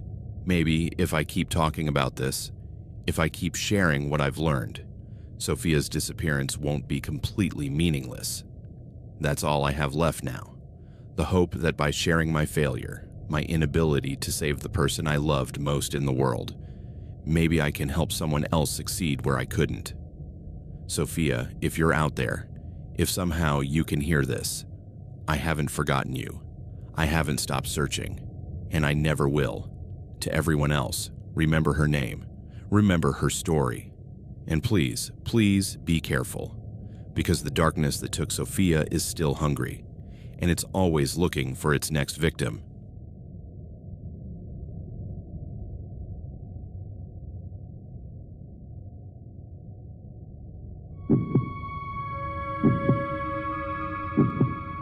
My name is David. I'm 32 years old, and this is the story of how I became a specter of myself, a man who sells pieces of his body and soul in the darkness of the deep web to keep his family afloat. A secret that eats away at me like a slow acid that dissolves everything I once was. I live in Cincinnati, Ohio, in a modest house on the outskirts, a quiet neighborhood with tree-lined streets where children play baseball in the yards, and the smell of barbecues floats in the air on summer weekends. My daily routine is an endless cycle of feigned normalcy. I wake up at 6 in the morning to the sound of the alarm clock vibrating on the dark wood nightstand, make coffee in the kitchen with granite countertops scratched from years of use, kiss my wife Elena on the cheek as she prepares breakfast with the aroma of fried eggs and crispy bacon, and drive my little daughter Lily to school in our old Ford Escort that smells of worn leather and spilled apple juice. I work as a delivery driver for a local courier company, navigating congested streets with the sun reflecting off windshields, delivering heavy boxes to impatient customers who barely glance at me, earning just enough to cover the bills that pile up like autumn leaves. The mortgage of $1,200 a month, my mother's medical bills as she battled cancer with chemotherapy that left her weak and pale, and Lily's ballet classes that cost $150 monthly but light up her face with a smile that makes it all worthwhile. My family is my world, an anchor in the chaos. Elena, with her wavy brown hair and green eyes that shine when she laughs, works as a nurse at the local hospital, coming home exhausted but always with a positive story to share during dinner around the oak table we inherited from my grandparents. Lily, 6 years old with freckles on her nose and an endless curiosity that asks me questions about the world like, "Daddy, why is the sky blue?" Is the light that keeps me going, but the debts were drowning us. Elena's student loans totaling $40,000, with interest growing like weeds. My mother's medical bills reaching $100,000 after years of failed treatments, and home repairs like the roof that leaked during the torrential spring rains. I tried side gigs, driving for Uber at night with the smell of drunken passengers and occasional vomit, or selling things on eBay like old vinyl records I collected. But nothing was enough. The money slipped through my fingers like sand. I found the ad on a deep web form during a sleepless night, browsing dark sites with Tor installed on my old laptop that hummed like a broken fan, desperately searching for ways to make quick money without questions. The forum reeked of digital desperation, threads full of illegal offers like drug sales or account hacking, but the ad was brief and professional. Seeking individuals with high tolerance for physical pain and no psychological sensitivity, remote work, total anonymity, compensation, extremely generous, interested parties, use PGP key for response. Below, a Bitcoin wallet address and a sample figure per session that left me stunned. $5,000 for 90 minutes. My first instinct was deep disgust, a knot in my stomach that made me close the tab with a furious click. But that figure, that damned figure, stayed etched in my mind, dancing behind my eyelids every time I closed my eyes, a beacon in the darkness of my desperation. Desperation is an acid that slowly corrodes morality. Drop by drop, weeks of agony passed. I watched my mother fade in the hospital with IV tubes piercing her veiny arms. Elena crying silently at night, with crumpled bills in her hands. Lily asking why we couldn't go on vacation like her friends. One night, in the darkness of my room, with the ceiling fan lazily spinning, I opened Tor again, found the ad on the forum buried among threads of conspiracies and illicit sales. I responded with an encrypted message, hands trembling on the keyboard. Interested. Details. The reply came hours later, a digital contract detailing cold terms, live-streamed self-torture sessions for a private audience, anonymity guaranteed with VPNs and encryption, payments in untraceable Bitcoin. I signed electronically, a click that sealed my fate. The package arrived anonymously at a P.O. box I rented under a false name, a plain brown box that weighed as heavy as my conscience. Inside, high-definition streaming equipment with 4K cameras that captured every detail in raw clarity, sensitive microphones to pick up every gasp and crack, and a toolkit that chilled my blood. Gleaming stainless steel surgical instruments, fine-tipped pliers, scalpels of various sizes that cut the air with deadly precision, a small rubber-headed hammer, a chisel, sharp as a razor, everything sterile, packaged with terrifying precision, accompanied by printed instructions on white paper. Maintain hygiene, avoid infections, audience values, authenticity. The contractor gave precise instructions via encrypted message. Duration, 90 minutes. Objective, extraction of one fingernail from the left hand, complete and clean. No hysterical screaming. Aesthetic composition and demonstrated resilience would be valued. I set up the equipment in my apartment's bathroom, the most sterile place with white tiles reflecting the cold light of the flickering fluorescent. A folding table turned into an altar with clean towels to absorb blood. I looked at myself in the steam-fogged mirror, seeing a man in his late 20s with bloodshot eyes and stubble, wondering what the hell I was doing. I took a deep breath and began.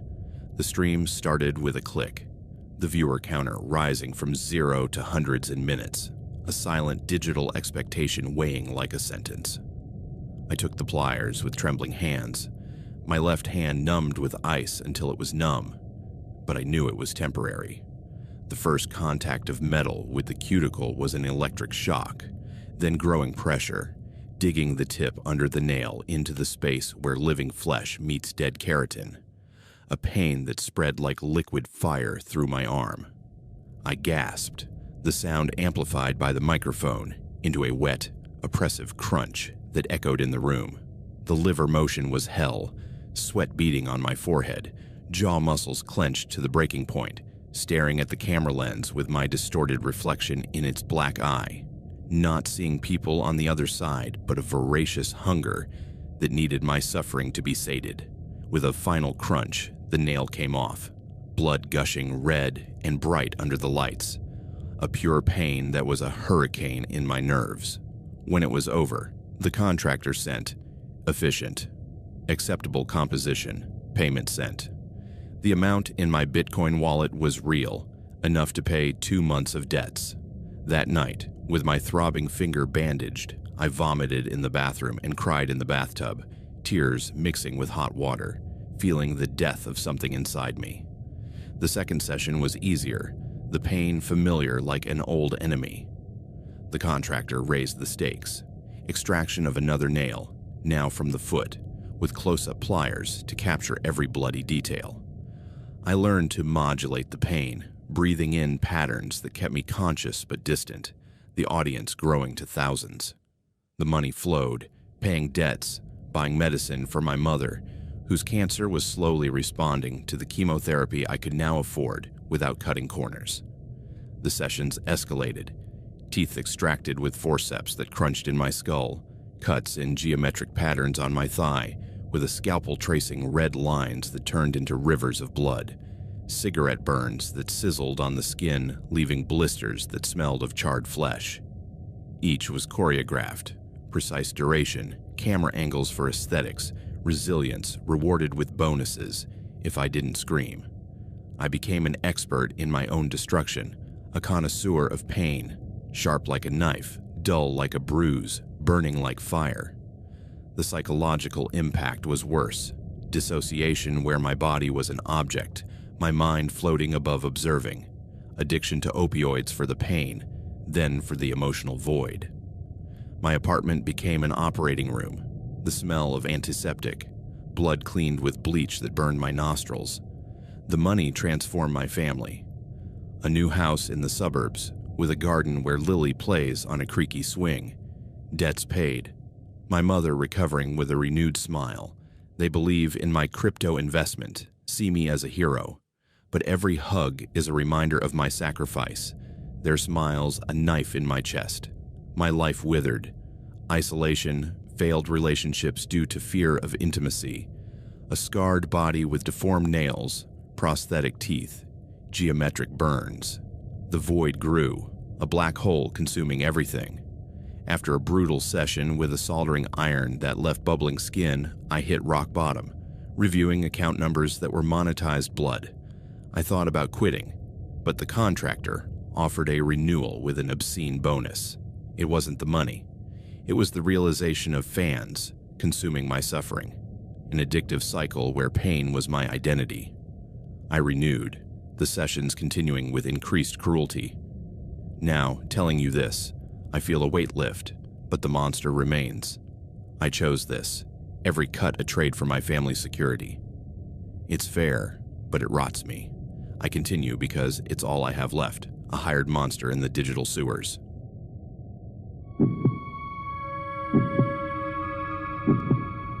My name is Jake Morrison. I am 28 years old, though my reflection in the mirror suggests I'm at least 40. And I'm here to tell you how I killed my younger brother. Not with my hands, not with a gun, but as surely as if I had pulled the trigger myself.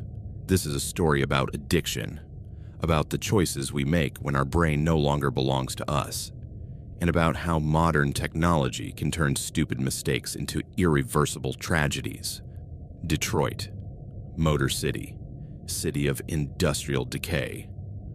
I grew up on the east side, in a 2-story house that had seen better days, on a street where half the properties were abandoned or in foreclosure. My father had worked at one of the auto plants until it closed when I was 14. After that, he took odd jobs here and there, but it was never the same. The pride he'd had as a union worker evaporated, replaced by a silent bitterness that filled our home like toxic smoke. Mom worked cleaning offices downtown. She left at 5 in the evening and didn't return until after midnight, smelling of industrial cleaning products and exhaustion. She was a small woman of Mexican descent, with hands cracked from work and eyes that had seen too much suffering but still lit up when her children entered the room. There were 2 of us, me and Leo. Leonardo Miguel Morrison, 2 years younger than me, but always the wiser of the 2. While I was impulsive, hot-tempered, and prone to trouble, Leo was thoughtful, calm, and had a way of seeing the bright side of even the darkest situations.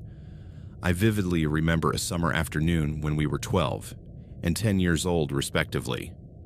We were sitting on the rickety porch of our house, watching the sun set over the abandoned buildings that dominated our neighborhood's skyline. I was in a foul mood because my bike had broken and we didn't have money to fix it. "This is bullshit," I muttered, kicking a rusty can that rolled across the cracked sidewalk. Leo looked at me with those hazel eyes he'd inherited from our mother. "It's not so bad, Jake. At least we have a roof over our heads. The Garcia family down the street just got evicted." "You're always so positive," I said resentfully. "Don't you get tired of pretending everything's fine when it clearly isn't?" "I'm not pretending," he replied, with a maturity that seemed strange for someone so young. "I'm just choosing not to let the bad stuff consume me. Because if I let it, what's left? That was the fundamental difference between us. Leo saw the light even in the deepest darkness. I only saw the darkness. The years passed. Dad died of a heart attack when I was 18 and Leo 16. It was sudden, violent, and left a hole in our family that would never be filled. But it also left something else: debts. Mountains of medical bills from a healthcare system that had tried to save his life, but now demanded payment for the privilege of trying. I had dropped out of high school, unable to focus after Dad's death. I got a job at a local auto shop, earning minimum wage and occasional tips when a customer felt generous. Leo, on the other hand, stayed focused. He kept getting excellent grades, kept playing football, kept dreaming of a better future. "I'm going to get a scholarship," he told me one night as we ate instant ramen in the kitchen. "I'm going to study engineering. And when I get a good job, I'm going to get Mom out of here. You too." "Sure, champ," I said, ruffling his hair.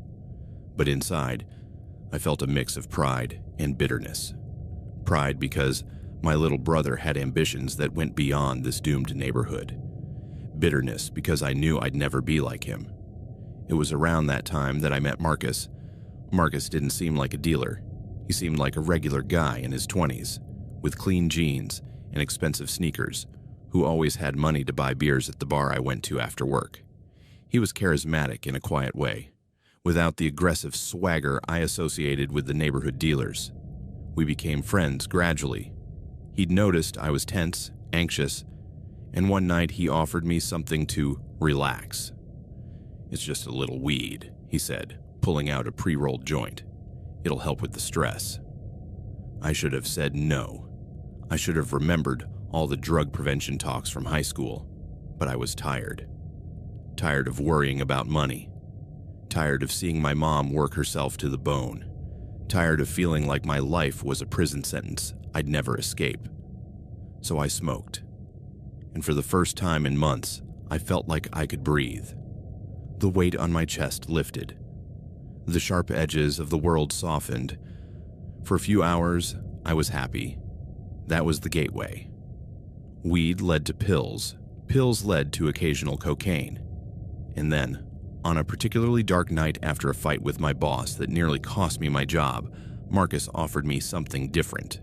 "This will make you feel better than anything you've tried," he said, pulling out a small bag of white powder with a slightly brown tint. "It's heroin. But don't worry, I'll show you how to do it safely." Every addict remembers their first time with heroin. It's like remembering your first love or your first betrayal. It's etched into your memory with a clarity that never fades. Marcus helped me prepare it. He heated the powder in a spoon with a little water, showed me how to use a tourniquet, how to find a vein. The prick of the needle was a small pain, nothing compared to what came next. Heroin doesn't hit you immediately like other drugs. It slides through your veins like warm honey, spreading from the injection site to every corner of your body. First comes the rush, a wave of warmth and euphoria that makes every worry, every pain, every traumatic memory simply evaporate like dew under the sun. Then comes the peace, a peace so deep and complete that it's like floating in a warm, endless ocean. No gravity, no responsibilities, no pain. Only the present moment exists, wrapped in a sense of well-being so intense that everything in your life before seems gray and insignificant in comparison. That night, as I floated in that chemical grace, I thought, this is what I've been searching for my whole life. It was the most dangerous thought I've ever had. Over the next few months, heroin went from an occasional indulgence to a necessity. Marcus was generous at first, often giving me free or discounted doses. It's what friends do, he'd say. But it was the classic dealer strategy. Hook you first, charge you later. When he finally started charging full price, it was too late. I was fully addicted. Withdrawal wasn't like quitting coffee or cigarettes. It was physically agonizing. It started with anxiety and sweating, but quickly escalated to severe muscle cramps, violent nausea, bone-deep pain that made you want to tear your skin off. And the worst part, the psychological desperation. Your brain, now rewired to need the drug, convinces you that you'll die without it, that the pain will never end unless you get another hit, that you'll do anything, absolutely anything to stop the suffering. So I did things I'm ashamed of. I stole money from my mom's purse. Not much at first, just $20 or $30 here and there, enough that she could convince herself she'd spent it on something and forgotten. But soon, I needed more. I sold the old TV in the living room, telling Mom I'd taken it for repairs. I sold tools from the shop where I worked, risking my job. Leo noticed the changes. It was impossible not to. I'd lost weight, had permanent dark circles under my eyes, and spent most of my free time locked in my room, or hanging out with friends, meaning meeting Marcus or using somewhere my family wouldn't see me. One night, he barged into my room without knocking and caught me preparing a dose. I couldn't hide it in time. I just sat there, frozen, holding the syringe, while my 16-year-old brother stared at me with a look of horror I'll never forget. "Jake, what are you doing?" His voice broke on the last word. "It's not what it looks like," I lied automatically, though it was exactly what it looked like. "It's heroin, isn't it?" he asked, closing the door behind him. "Jake, this is going to kill you." "I'm fine. I've got it under control." "You don't have anything under control," he exploded, with more emotion than I'd seen him show in years. "You're destroying yourself, and you're destroying Mom too. You think she doesn't notice her money disappearing? You think she doesn't see what you've become?" The guilt burned my throat, but the addiction was stronger. "Just leave me alone, Leo. It's not your business. You're my brother." Of course it's my business. Tears were streaming down his cheeks now. "Dad just died, Jake. I can't lose you too. Mom can't lose you." I should have listened. I should have fallen to my knees right then and begged for help. But the drug already had its claws in my brain, twisting my thinking, making me believe I could handle it, that I'd quit eventually, that I just needed a little more time. "I'm gonna quit," I lied. "Soon. I need to do it gradually, okay? You can't quit cold turkey, it's dangerous." It was a half-truth turned into a full lie. It's true that quitting heroin abruptly can be dangerous, but I had no intention of quitting at all. I just wanted Leo to stop pressuring me. He looked at me for a long moment, with those eyes that could always see through my lies. But he was young, and he wanted to believe in me. He wanted to believe his older brother was still the person he'd known. "Okay," he said finally. "But if you need help, if you need to go to rehab, we'll figure it out. You don't have to do this alone." I hugged him, and as I did, I felt a surge of genuine love for my brother, mixed with self-hatred for what I was doing to him. That was the last honest conversation we had about my addiction before everything went to hell. My habit got worse. Marcus raised his prices. Or maybe my tolerance had increased to the point where I needed more drugs to get the same high. Probably both. The result was that my salary from the shop, even supplemented with occasional thefts, wasn't enough anymore.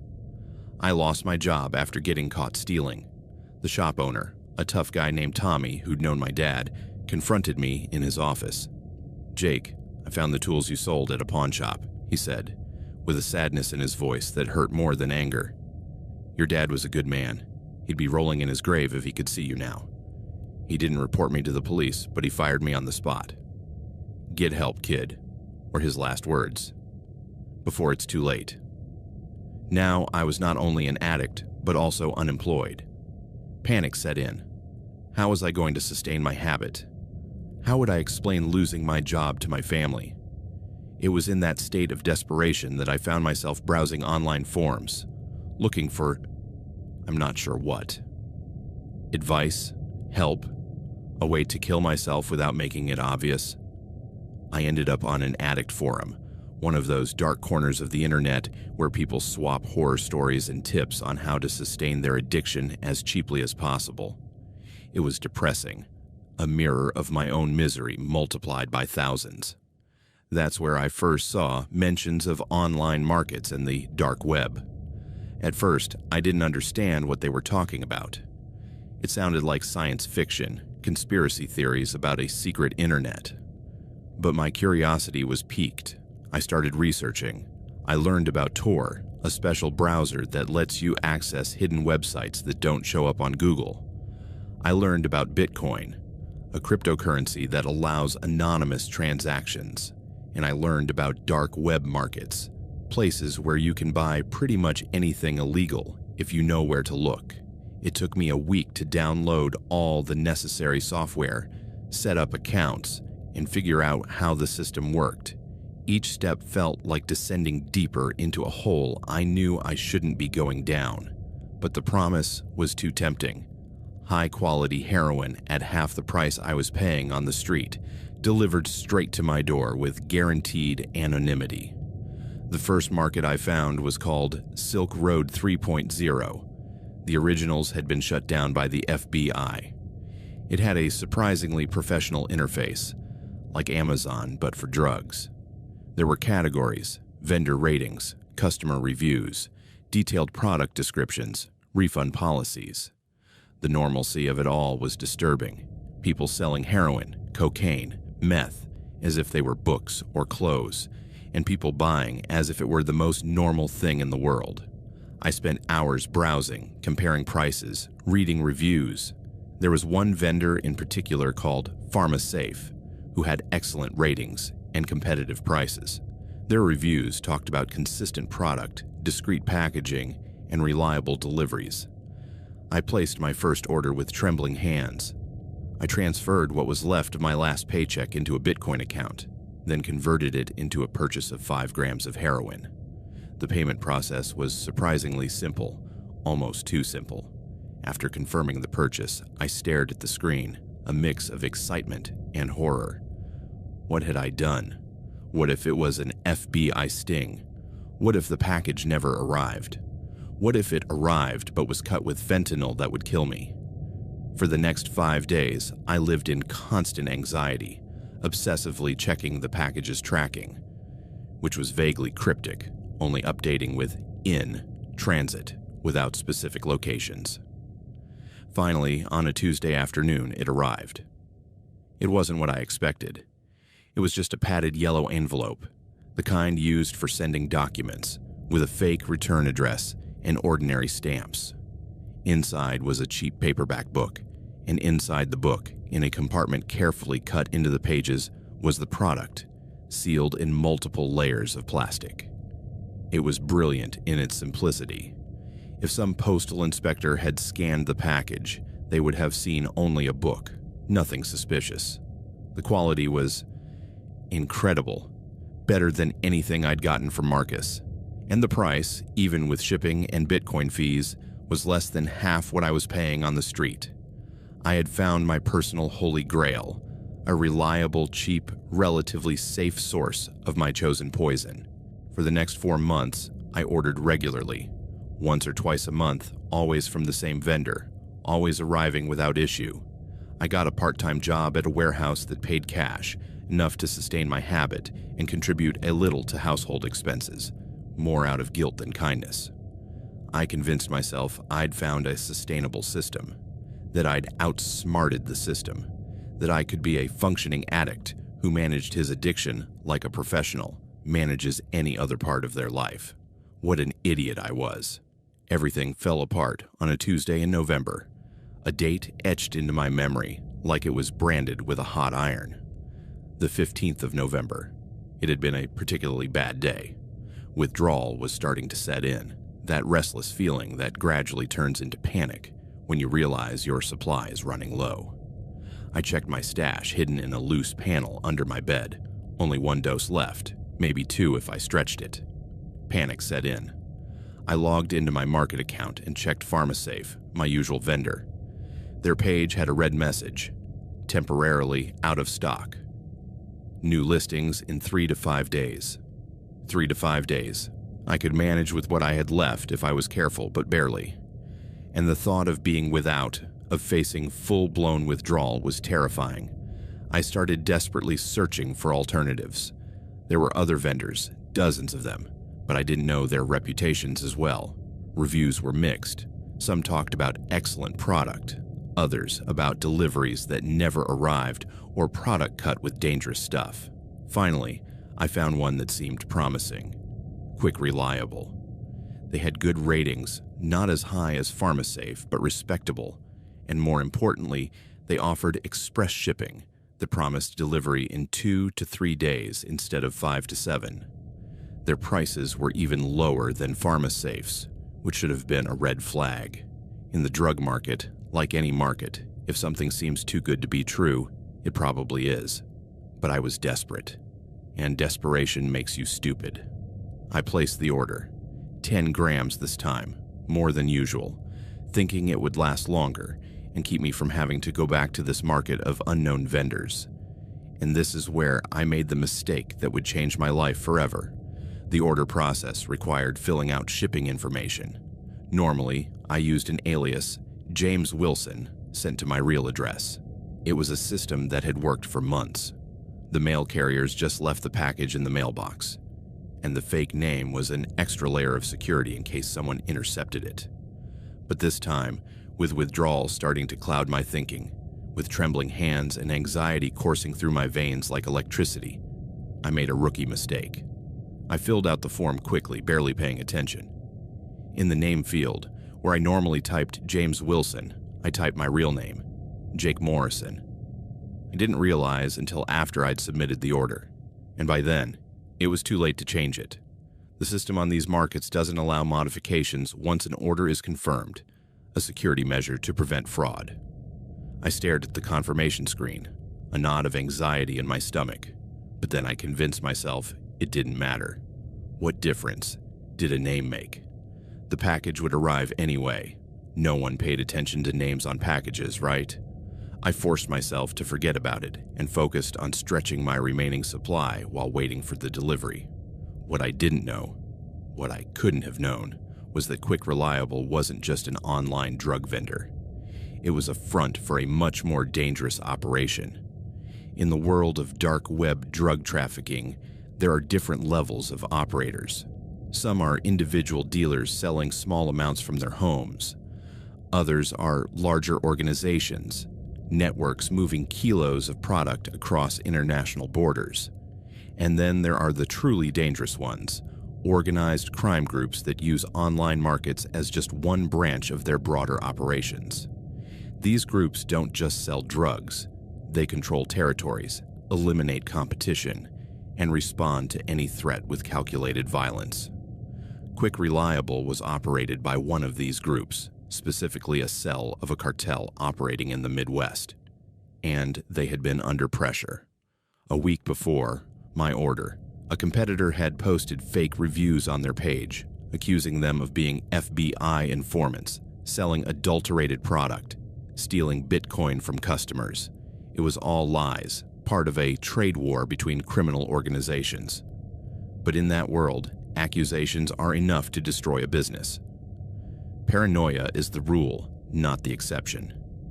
Users of these markets are inherently distrustful, and a rumor that a vendor is cooperating with the police is a commercial death sentence.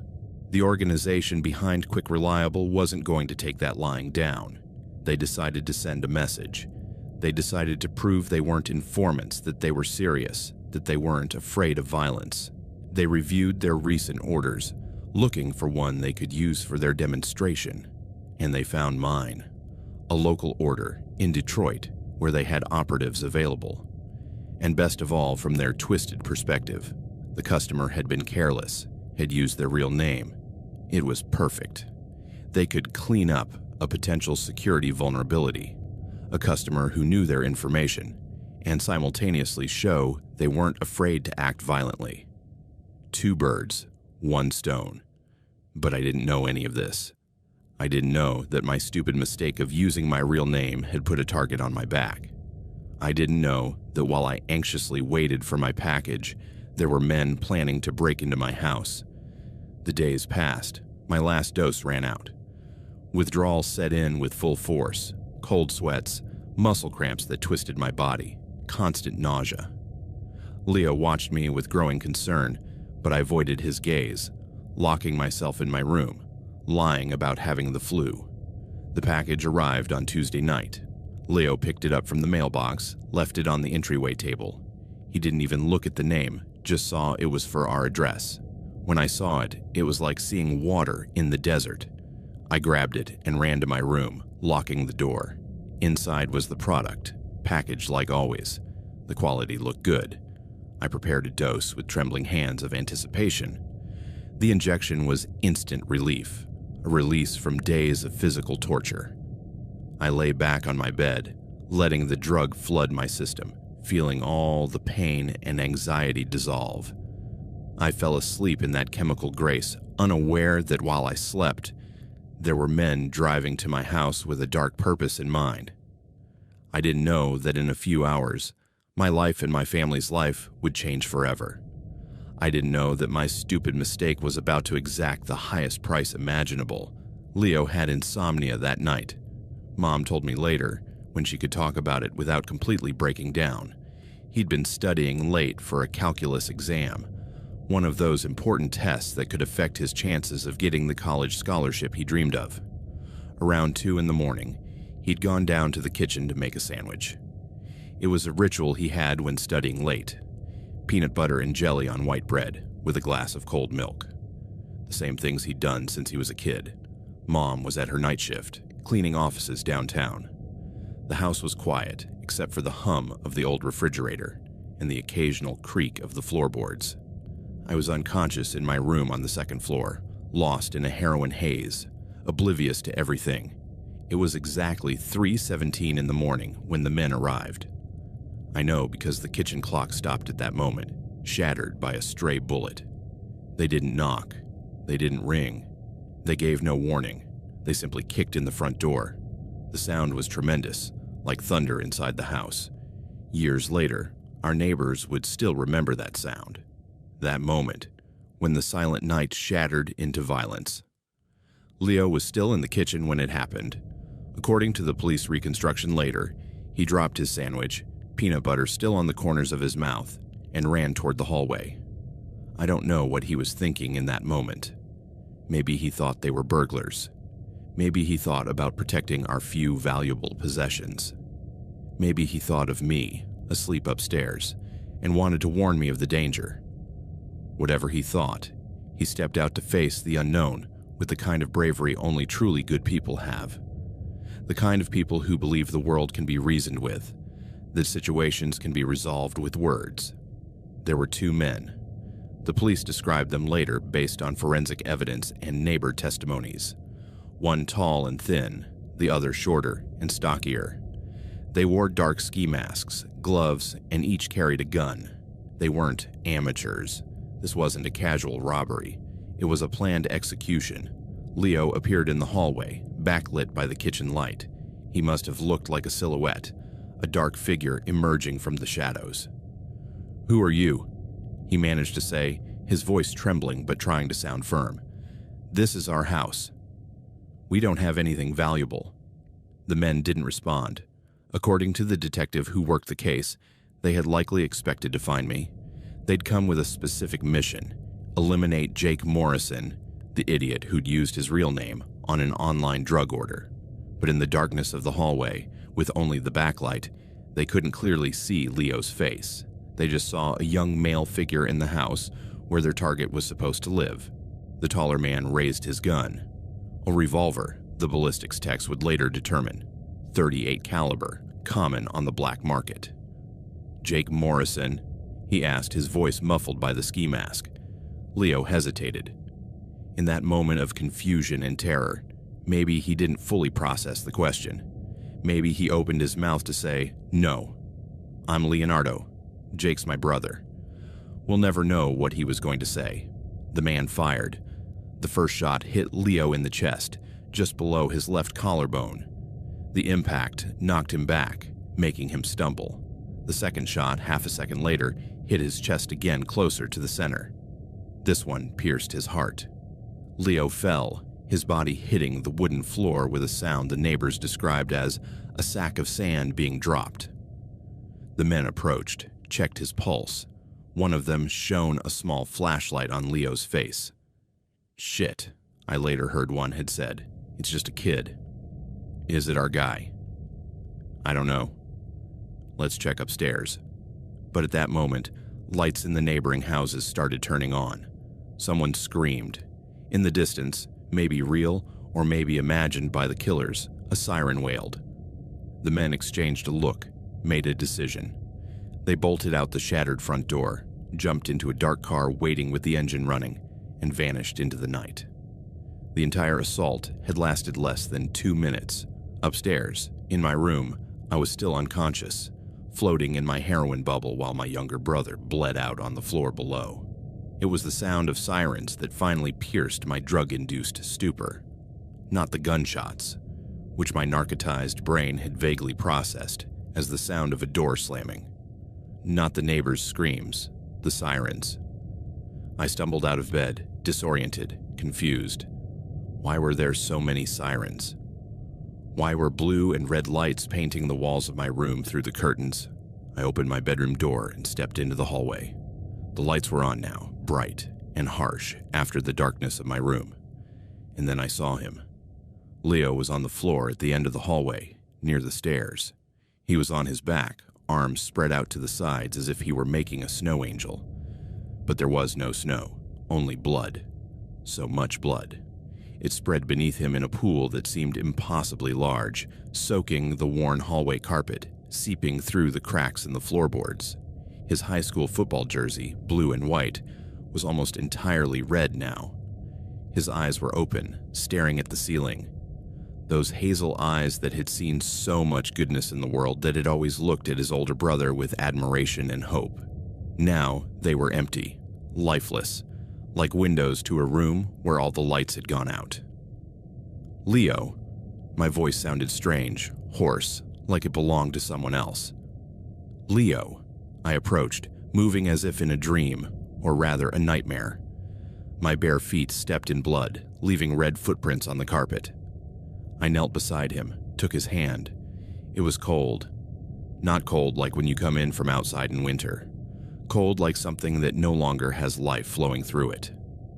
"No," I whispered. "No, no, no, no." I shook him gently, then harder. "Wake up, Leo. Come on, this isn't funny." But he didn't move. He didn't blink. He didn't breathe. That's when I saw the holes in his chest. 2 dark circles surrounded by singed fabric and torn skin. Bullet wounds. My brother had been shot. The scream that came out of me didn't sound human. It was the sound of something breaking, of a reality crumbling. I collapsed onto his chest, sobbing, smearing myself with his blood, begging him to come back, that he couldn't leave me, that he couldn't be dead. "I'm sorry," I screamed. "I'm sorry, I'm sorry, I'm sorry." Then the paramedics were there, pulling me away, firmly but gently. I heard voices, professional words. No pulse, entry wounds, time of death. The police filled the house, lights, cameras, fingerprint dust. It all became a surreal blur. I sat on the living room couch, wrapped in a blanket, shaking despite the stifling heat of the summer night. A detective sat across from me. He was an older man, with gray hair and tired eyes that had seen too much death. "I'm Detective Marquez," he said softly. "I know this is hard, but I need to ask you some questions." I couldn't speak. I just nodded. Your name? Jake, I whispered. Jake Morrison. The detective exchanged a look with his partner. You live here? Yes. With my mom and my brother, the word brother choked me. With my mom and Leo. Do you know why someone would come to your house? And there it was. The question I dreaded, because I knew the answer. I knew exactly why they'd come. I knew they'd come for me. I could have lied. I could have said I had no idea. But the guilt, the horrible, crushing guilt, pried my lips open. I buy drugs online, on the dark web. I placed an order last week and I used my real name by mistake. The detective didn't seem surprised. He'd probably seen enough drug-related tragedies in his career. What kind of drugs? Heroin. And you think the sellers came here because of that? They must have thought. I don't know. Maybe they thought I was a security threat or something. They came for me. Tears streamed down my face now. They came for me and killed my brother, by mistake. The detective let that sink in. Where were you when it happened? Upstairs. Asleep. I was high. I didn't even hear the shots. More questions followed. About the online market, the vendor, my addiction. I answered everything with brutal honesty, past caring about the legal consequences for myself. None of that mattered. Leo was dead, and I was responsible. Finally, my mom arrived. She'd been contacted at work, had taken a cab back, had run the last 3 blocks when the cab got stuck in traffic caused by all the emergency vehicles. I saw her arrive through the window, small, frail, running toward the house with a look of terror on her face. A female officer stopped her at the door, spoke to her softly.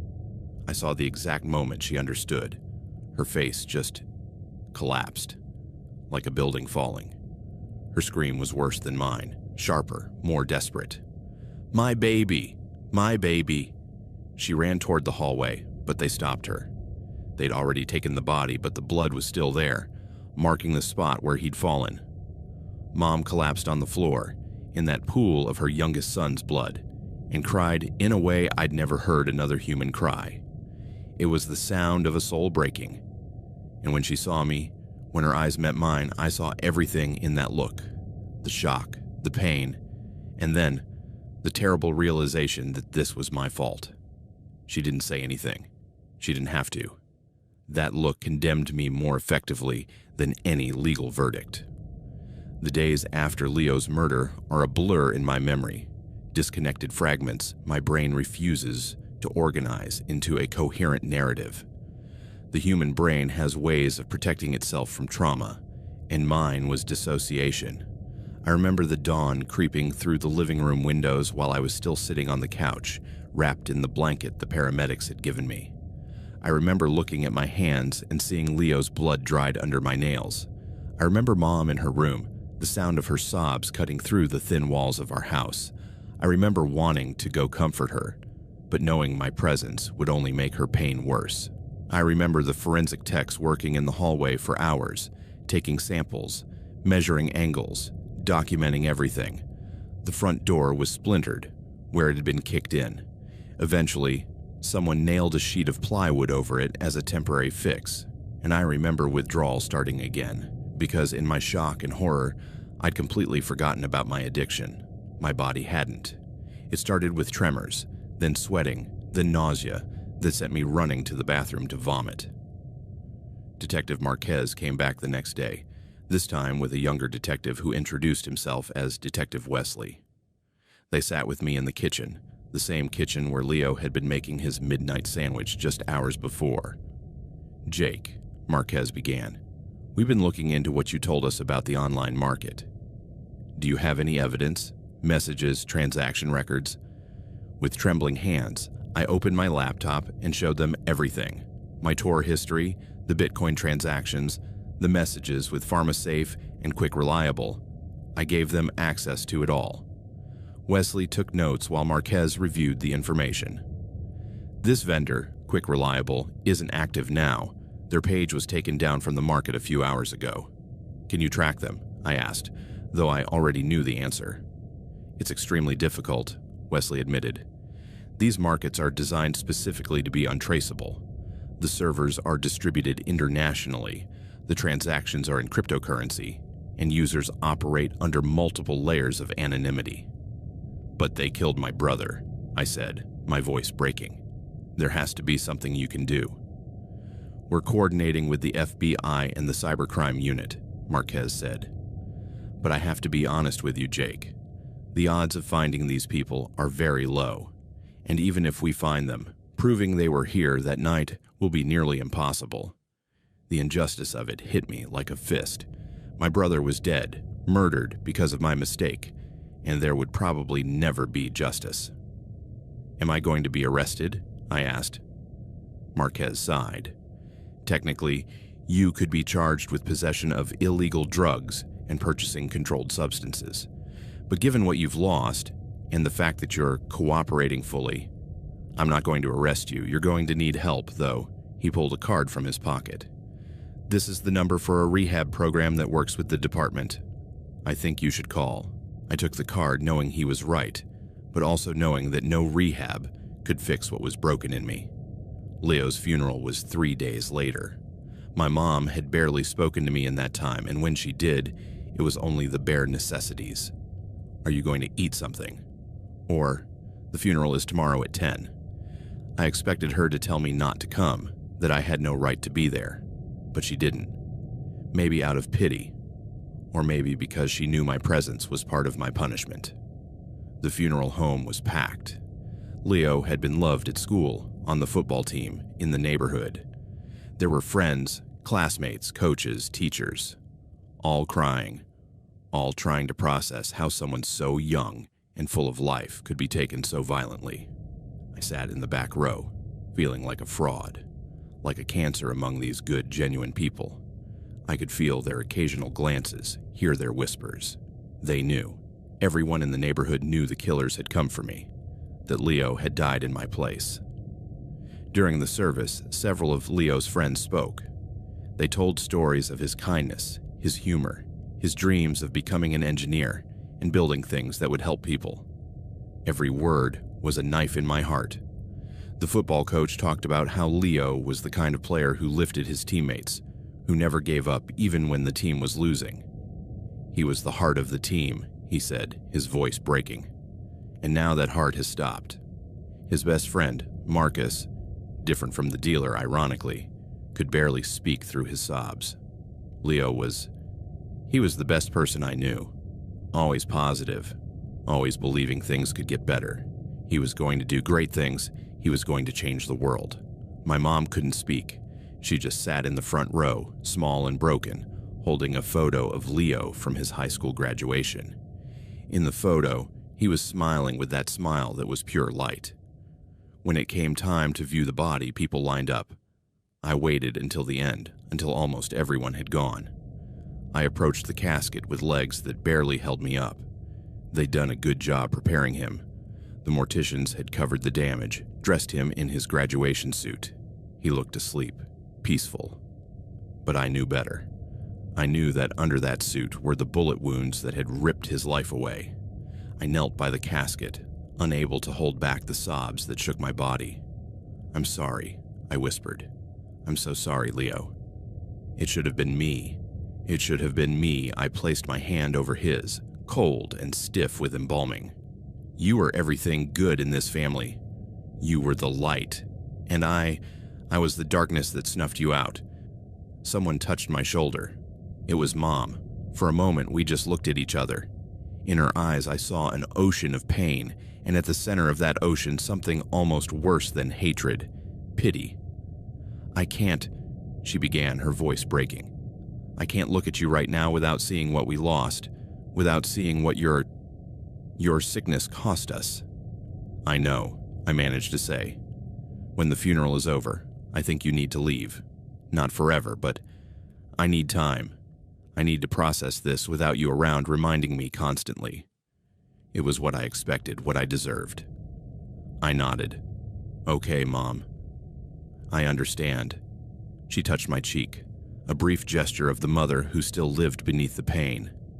"Get help, mijo. Please. Leo wouldn't have wanted this to destroy you too." But as she walked away, I knew the truth. I was already destroyed. The person I'd been before, that night had died in the same hallway as Leo. What was left was just a shell, functioning on pure inertia. After the funeral, I moved to a cheap apartment on the north side of Detroit. It was a depressing place, a third-floor studio in a building that smelled of mold and desperation, with walls so thin I could hear my neighbors' conversations as if they were in my room. But it was what I deserved. It was my self-imposed prison cell. I called the number Detective Marquez had given me. The rehab program accepted me immediately, no waiting list, probably because my case had been mentioned in the news. Teen killed in drug-related identity mix-up, the papers had headlined, though most articles were short, buried in the inner pages. Another tragedy in Detroit. Another life lost, barely a blip in the news cycle. Detox was physical hell. They locked me in a sterile room with a bed and a bathroom, where I spent 5 days vomiting, sweating, shaking, and crying as my body rebelled against the absence of heroin. But the physical hell was nothing compared to the mental hell. Without the drug to dull my emotions, I had to face fully what I'd done. And it was unbearable. Every time I closed my eyes, I saw Leo in the hallway. I saw his empty eyes, the blood pooling beneath him, the surprise frozen on his face. I heard his voice. "Jake, this is going to kill you." And he was right. Only it hadn't killed me. It had killed him. There was a counselor in the program, an older woman named Patricia, who'd been an addict for 20 years before getting sober. She had a straightforward way of talking that I would have found comforting normally. But now every word felt like a judgment. "Guilt will eat you alive if you let it," she told me during one of our sessions. "And maybe you feel like you deserve it, like you should let it consume you. But that doesn't bring your brother back. It just adds another victim to the tally." "I'm not a victim," I said bitterly. "I'm the perpetrator. I caused this. You caused the killers to come to your house, yes. But they pulled the trigger. They made the choice to kill, only because I was stupid enough to use my real name. If I'd been more careful..." If, Patricia interrupted. "You can get lost in a maze of ifs and never find your way out. The truth is, you made bad choices, and those choices had horrific consequences. But continuing to punish yourself doesn't change anything. So what am I supposed to do? Forgive myself? Move on like nothing happened? No, you're supposed to live with it. Carry that weight, but don't let it crush you. Use that pain as motivation to be better, to help others, to make sure your brother's death means something."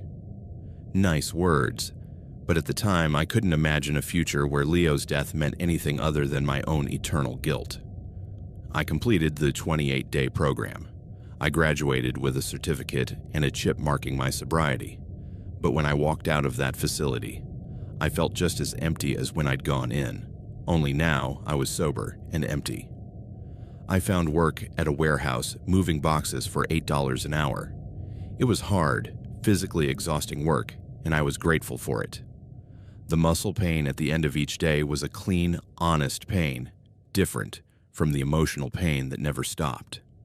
My co-workers didn't know my story. To them, I was just another guy trying to survive in Detroit. We didn't talk much. We did our jobs, collected our paychecks, and went home. Weekends were the worst.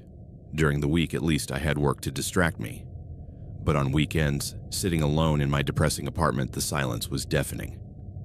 I tried not to think about Leo, but it was impossible. Every memory I had of my childhood included him. Playing in the park, watching movies, fighting over the remote. All those little things I'd taken for granted, that I'd thought we'd have a lifetime to keep doing. And then there was Mom. I tried calling her a few times in the first weeks after leaving rehab. The first 2 times she didn't answer. The third time she picked up, but her voice was cold, distant. "How are you, Mom?" I asked. "How do you think I am, Jake?" "I buried my youngest son, my baby." "I know. I'm so sorry. Your apologies don't bring him back." "I know. I wanted you to know I'm sober now. I finished the rehab program. I'm working. There was a long silence. "I'm glad," she said finally, but there was no emotion in her voice. "But I can't see you yet. Maybe someday, but not now." "Okay. I understand. Take care of yourself, Jake." And she hung up. I didn't blame her. How could I? I'd taken her favorite son, the son with a future, the son who was going to lift her out of poverty. And I'd left her with the broken son, the addict, the one who'd brought violence to her doorstep. The months passed. Fall turned to winter. Detroit's streets were covered in dirty snow and ice. I kept working, kept sober, kept existing. But I wasn't living. I was just surviving day by day, carrying my guilt like a backpack full of rocks. It's been 3 years since the night that changed everything. 3 years since I heard those gunshots my drugged brain mistook for a door slamming. 3 years since I found Leo in that pool of blood that seemed impossibly large. 3 years, and the pain hasn't lessened. It's only changed shape. I still live in Detroit, though, in a better apartment now. After 2 years at the warehouse, I got a job at an auto shop, using the skills I'd learned before everything went to hell. The owner knew my story. It's a small neighborhood, secrets don't last, but he gave me a chance anyway. "Everyone deserves a second chance," he told me when he offered me the job. "The question is, what you're going to do with it." I'm still sober. 1,095 days as of this recording. I go to Narcotics Anonymous meetings twice a week, where I sit in circles with other addicts, and we talk about our struggles, our triggers, our small victories. I have a sponsor, a guy named Daniel who's been clean for 15 years. When the cravings get too strong, and they still do, even after all this time, I call him, and he talks me through it. "The craving never goes away completely," he told me once, "especially when you were using it as an escape from emotional pain. But over time, it gets easier to recognize it for what it is. Your brain lying, trying to convince you the solution is in a needle." My relationship with Mom has improved, though it's still complicated. After a year of no contact, she finally agreed to see me. We met at a neutral coffee shop, sitting across from each other like strangers, negotiating a peace treaty. She looked aged. The hair I remembered as mostly dark was now mostly gray. The lines on her face had deepened, carved by grief and tears. "You look good," she said, and I could see the observation surprised her a little. "Healthy." "I'm sober," I told her. "I've been sober for a year." She nodded, her eyes filling with tears. "Leo would have been proud of you." The mention of his name was like a dagger. "I don't deserve it. I don't deserve his pride." "Probably not," she said, with a brutal honesty I appreciated more than any attempt at comfort. "But he's gone, Jake. And you're still here. You have to decide what you're going to do with that.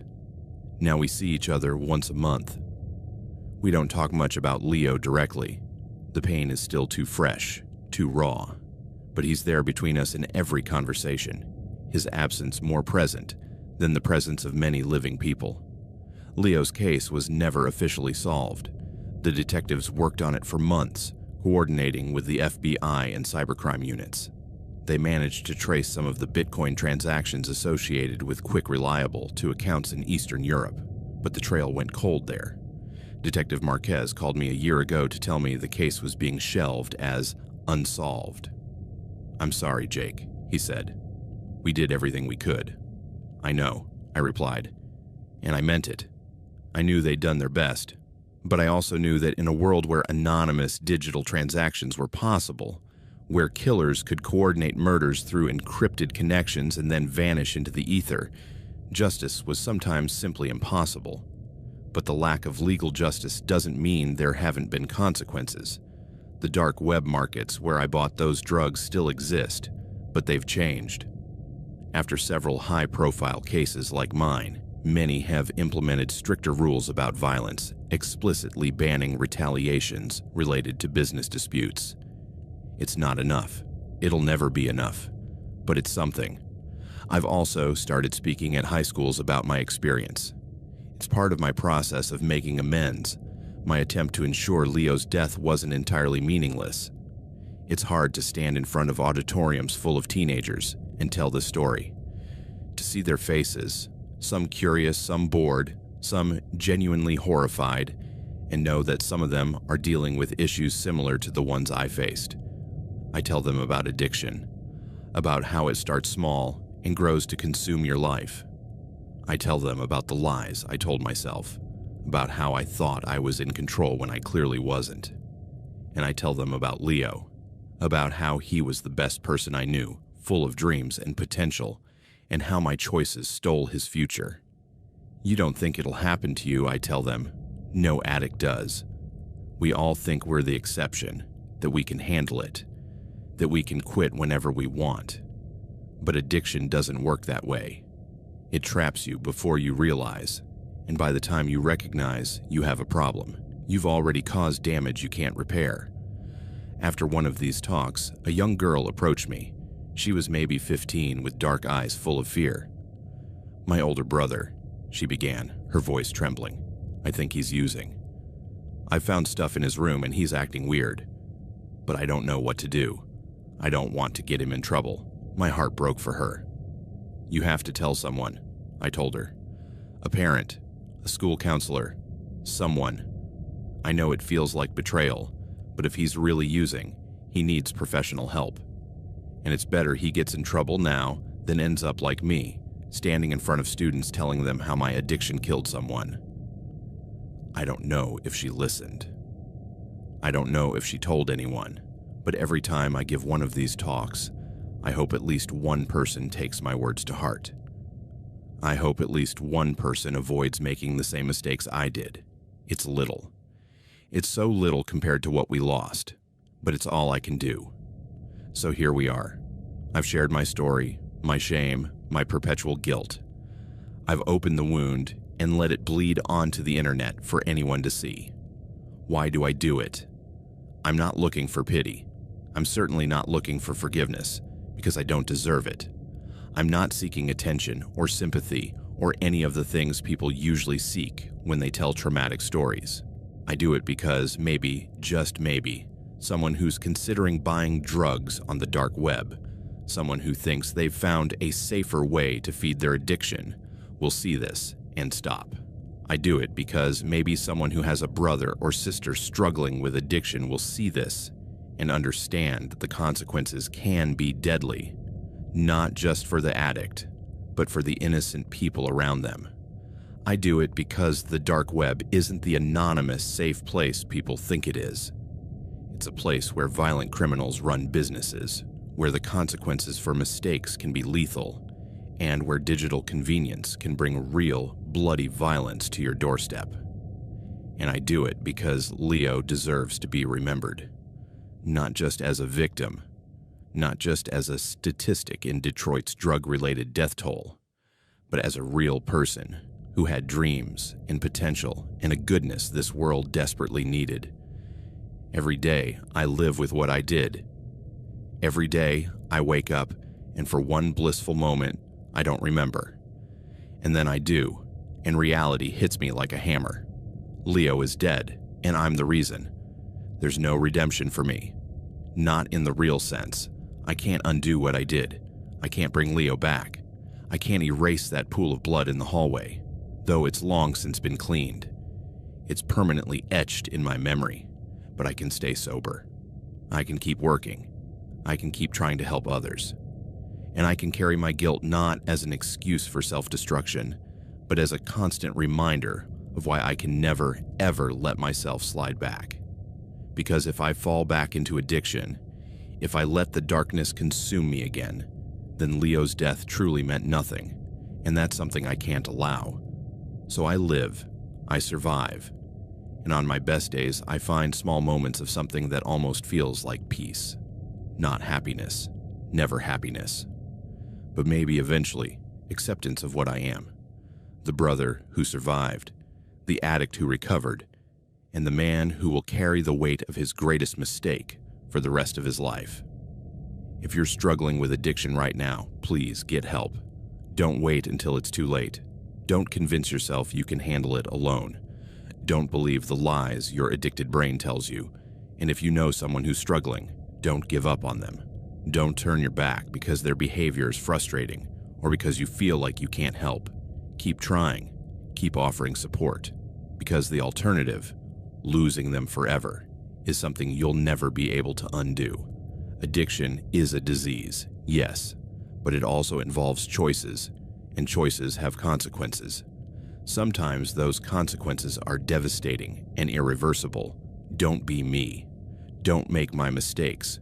And if you're buying drugs on the dark web, thinking you've found a clever solution to your problem, stop. Stop right now, before your clever solution ends in a tragedy that will haunt you for the rest of your life. My name is Jake Morrison. I killed my brother Leo by buying heroin on the dark web, and I have to live with that every day for the rest of my life. This is my confession. This is my hell, and this is my warning to you.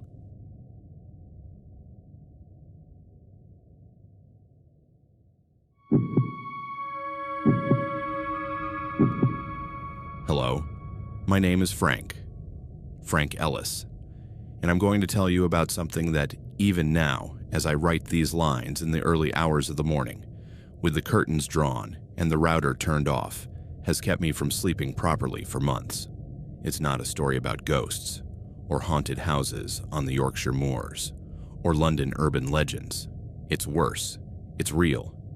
It's the kind of horror that doesn't lurk in the shadows of a forest, but in the shadows of the internet, fueled by the worst kind of people.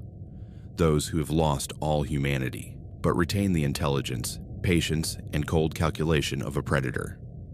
The deep web always fascinated me.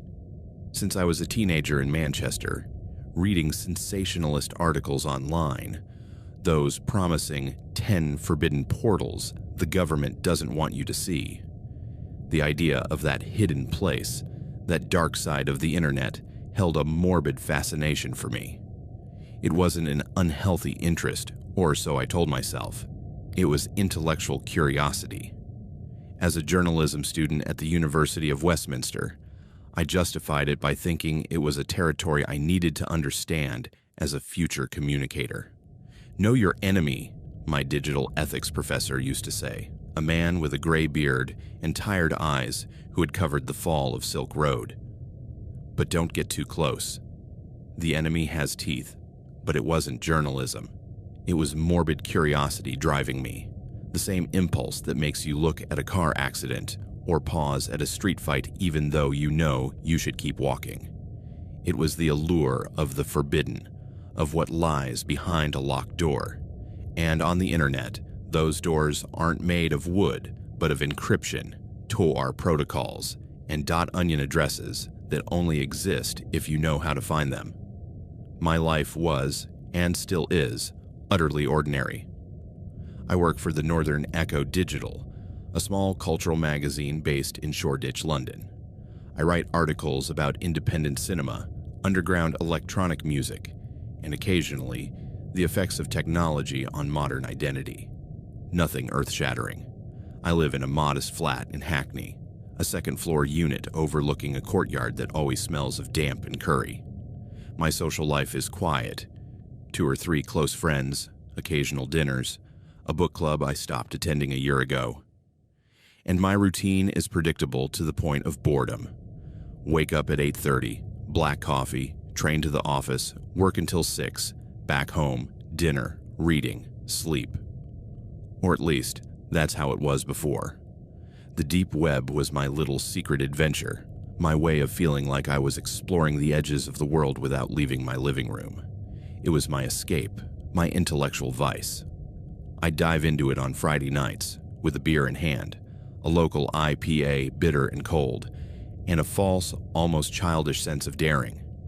I browsed all kinds of forums, from communities of ethical hackers discussing vulnerabilities in banking systems to black markets selling everything from stolen Netflix accounts to fake IDs, Chinese passports, cloned credit cards, and even digital erasure services, wiping your online footprint for an exorbitant sum, always from the sidelines, always as a spectator. I never downloaded anything illegal. I never bought anything. I never interacted. I thought I was immune, protected by the screen and the anonymity of Tor, that routing network that bounces you through servers in Iceland, Russia, Brazil, until your original IP becomes unrecognizable. I was a tourist in the digital underworld, with my mental camera, taking pictures no one would ever see. But tourists sometimes get lost, and when you get lost in that place, there are no guides, no signs, no easy way back. The night I'm talking about was different. It had rained all day, a fine, persistent drizzle, typical of East London in November. The sky was low, leaden gray, and the air smelled of wet asphalt and car exhaust. I'd worked late on an article about the rise of deepfakes in politics, and when I got home, exhausted, I decided to give myself a break. I took off my coat, hung my wet scarf on the rack, made a cup of tea I later abandoned, and opened a beer.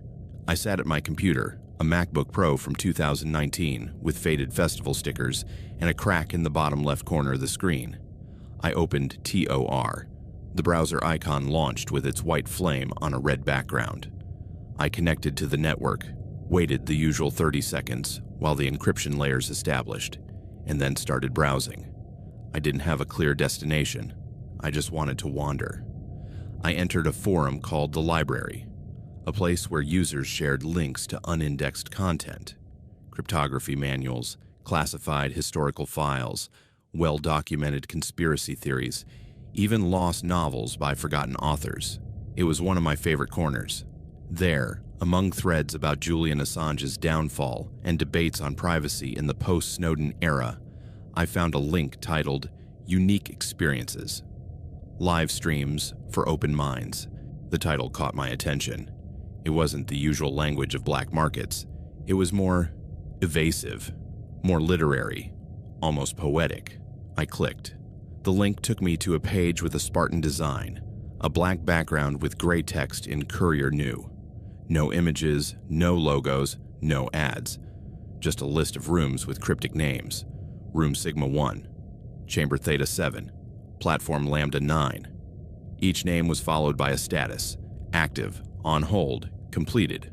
Most were on hold. Only one said, active, Room Delta 4. My pulse quickened slightly. This seemed more serious, more hidden than the usual markets. There were no visible prices, no product descriptions, just the promise of an experience I felt like a kid standing before a forbidden door in my grandparents' house. I selected Room Delta 4, and a dialog box prompted me for a key. I went back to the forum and, after digging through the thread's comments, found the day's public password, Cerberus. I entered the key. The screen went black for a moment, an absolute black without glow, as if the monitor had shut off, before a video player appeared. The quality was surprisingly good, though the lighting was dim, artificial, like that of a warehouse or industrial basement. Cold LED lights, no soft shadows, just harsh contrasts. There was no sound, or at least I didn't have it enabled. I never did on these excursions. Silence was my shield, my way of keeping emotional distance. In the center of the frame was a low metal platform, almost like those used in art galleries to display sculptures. It was rusted at the edges, with scratch marks and dark stains I didn't want to identify. And then, a person entered the frame. It was a woman. Young, maybe my age or slightly younger. 24, 25 years old. She wore a tattered gray hospital gown, stained yellow at the cuffs.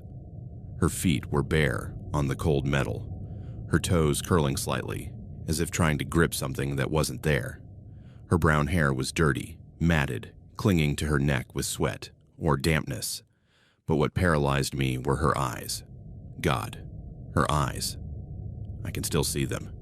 They were glassy, vacant, as if her mind had fled her body to avoid facing what was coming. But behind that haze was an absolute, primal, animal terror. She stared directly at the camera, but she wasn't seeing. Or she was seeing her own end. My beer sat forgotten on the table. I leaned toward the screen, my heart starting to pound in my chest like a war drum. What was this? A low-budget horror film? An extreme art performance? But something in my gut screamed no.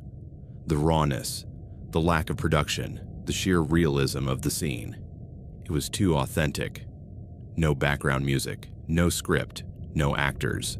Just a woman, a platform, and a fixed camera. A man entered the frame. He wore a white surgical mask and a black baseball cap that completely hid his face. He was dressed in ordinary clothes, a loose, charcoal gray hoodie and worn jeans. He could be anyone. He could be my downstairs neighbor, the one who always greets me with an "all right, mate" when we pass on the landing. With professional, impersonal gestures like a butcher displaying a cut of meat, he turned the woman around, showing her from the back and in profile. She let him, limp, like a rag doll. There was no fight, just a terrifying resignation, as if she'd already accepted her body no longer belonged to her. That's when text appeared at the bottom of the screen, in plain white letters, centered, unadorned. Lot 734. Origin, Eastern Europe. Age, 24. Health status, optimal. Documentation, available. Packaging, standard. Starting bid, $50,000, Bitcoin. The words burned into my retina like fire. Lot. Packaging. This wasn't a stream for some strange fetish. It was an auction. A human auction. A cold unrelated to the rain outside gripped me. I sat frozen, my hand still reaching for the mouse, suspended in midair. On the screen, a chat beside the video sprang to life. Anonymous usernames, sequences of numbers and letters began bidding.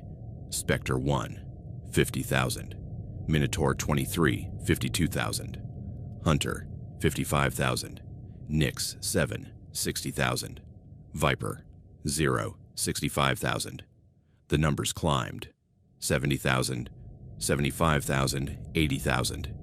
Each number, each cold Bitcoin figure, represented the price of a human life. The woman on the platform swayed slightly, an almost imperceptible movement, as if her body were trying to stay balanced in a world with no moral gravity. Her lips moved, forming a word I couldn't hear but could read in her eyes. Please. I wanted to close the window. I wanted to shut off the computer, smash the screen, run. But I couldn't move. I was hypnotized by the horror. It was like watching an accident in slow motion, an atrocity unfolding before my eyes that I couldn't escape. My mind tried to rationalize it. It's a hoax. It's a performance. It's an artistic provocation. But my body knew the truth. My hands were sweating. My stomach churned. My breathing grew shallow. The bidding continued. 85,000. 88,000. It finally stopped at $90,000. A user named Argos had won. The masked man nodded, a brief, functional tilt of his head toward the camera, like a waiter confirming an order. Then he grabbed the woman's arm and led her out of the frame.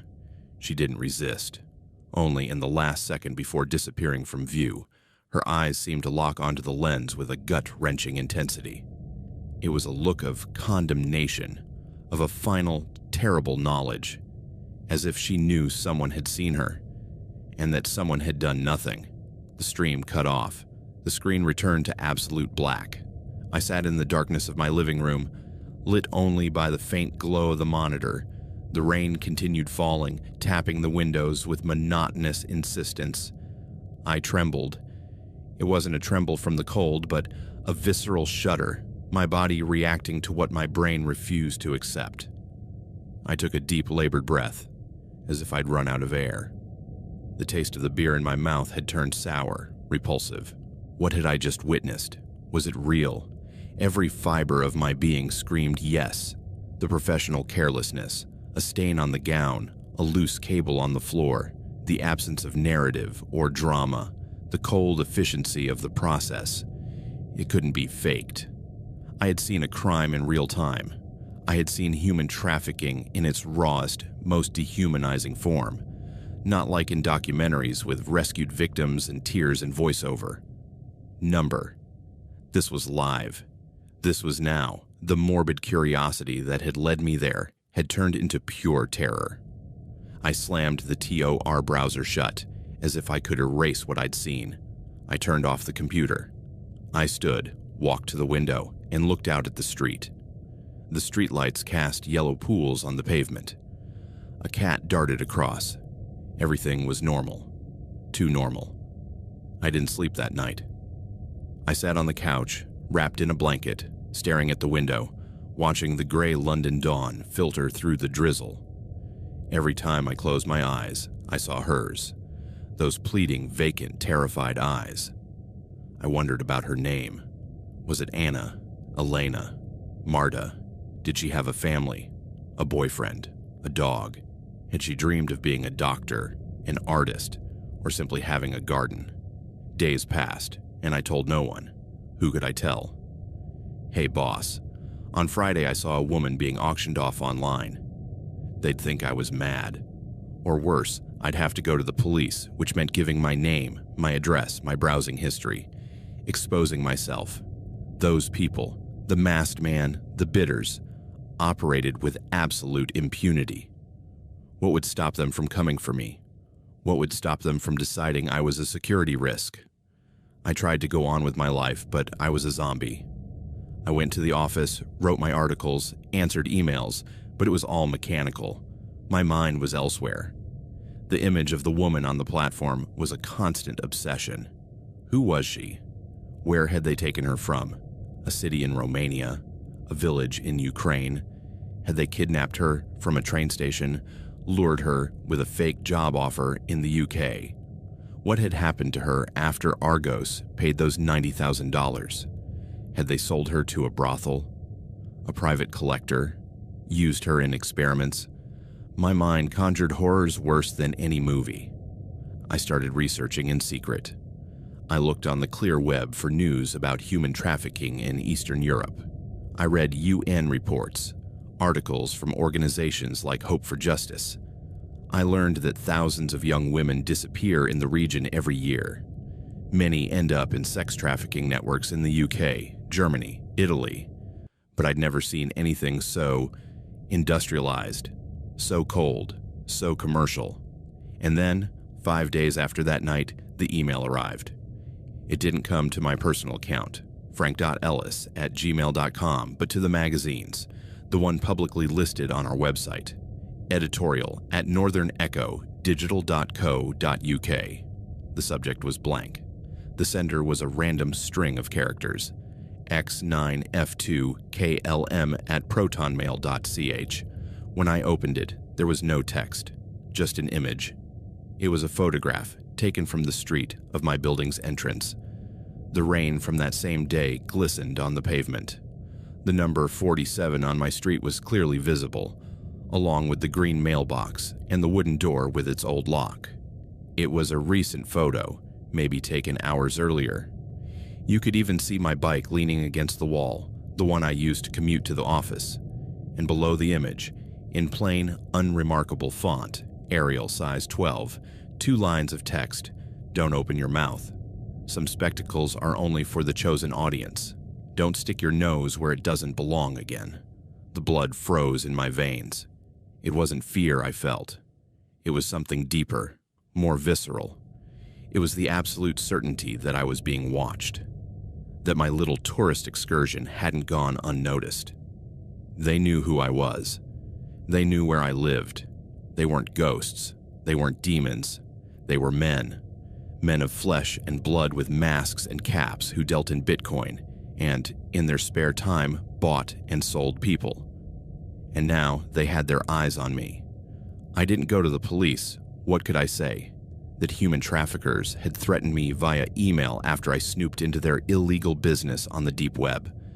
I'd instantly become a prime target for them. Besides, what proof did I have? An anonymous email, a photo, nothing linking to anyone real. The police would have said it was a prank, or that I'd gotten myself into something I didn't understand. So I stayed silent. I locked myself in my own fear. I reinforced the locks, added a chain to the door, bought a security camera for the landing. Every noise in the hallway, every footstep pausing at my door, made my heart leap. I started checking my mailbox with gloves. I stopped using the elevator. I changed my route to work. I became paranoid, yes, but who wouldn't? I had wandered into the wolf's den, and the wolf had caught my scent. It's been 3 months since that night. I still work at the magazine, though my articles now have a darker, more introspective tone. My bosses attribute it to post-pandemic stress. No one knows the truth. I've stopped using TOR. Never again. I shut down my node, deleted all my history, reformatted my hard drive. But the damage was done. The image of that woman won't leave me. It's there, in the back of my mind, like a constant echo. Sometimes, in the middle of the night, I wake up sweating, convinced I hear footsteps in the hallway, or that I see a shadow at the window. I know it's paranoia, but I also know they exist, that there are people in this world who see other humans as merchandise, that there are buyers willing to pay $90,000 for a life, and that there are sellers willing to provide it. The deep web always fascinated me. I thought it was a place of mystery and secrets. But no, it's a place of monsters. And the worst part is that those monsters don't have fangs or claws. They have anonymous IP addresses, Bitcoin accounts, and a cruelty so banal, so everyday, that it's what truly chills your blood. Now, when I turn on my computer, even for work, I feel a shiver. I'm no longer a curious tourist. I'm a scared man who, for one moment, saw the true face of evil and received a reminder that evil knows where I live. And that memory, the image of that woman, and the photo of my building's entrance is something I will never, ever escape. Because the abyss doesn't just stare back. The abyss follows you home.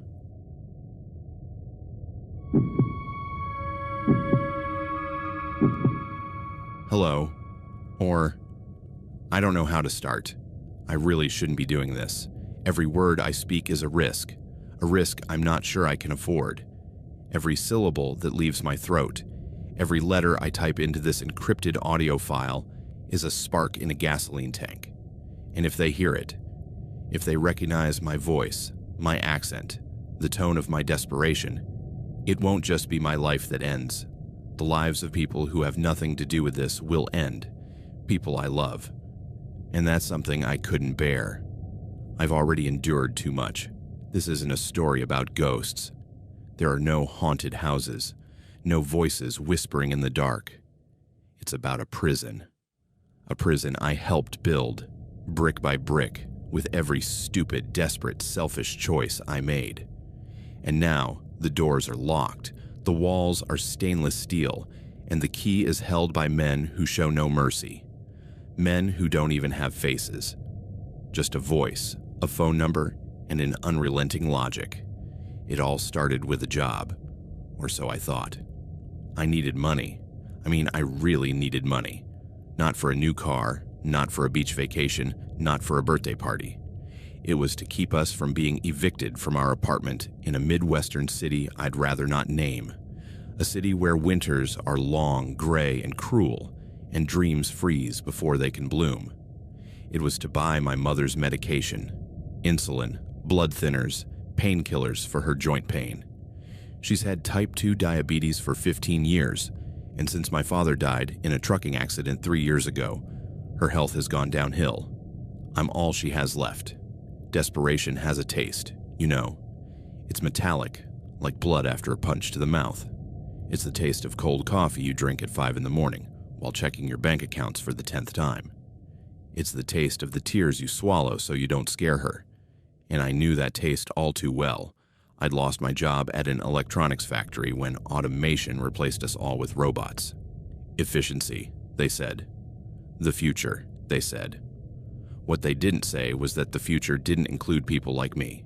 32 years old, no college degree with a dependent mother and a credit card debt growing like a tumor. I tried everything, food delivery, Uber driver, office cleaning. But the income was a drop in an ocean of needs. Evictions don't wait for you to recover. Pharmacies don't accept good intentions as payment. I was browsing the internet, searching for anything, freelance gigs, paid surveys, whatever. My laptop was old, its fan whining, its battery lasting 20 minutes. I was sitting in the kitchen under the dim light of a 40-watt bulb, while my mother slept in the next room, breathing heavily. That's when I saw the ad. It wasn't on Craigslist or Indeed. It was in a dark form, the kind you stumble into through links that seem to lead nowhere.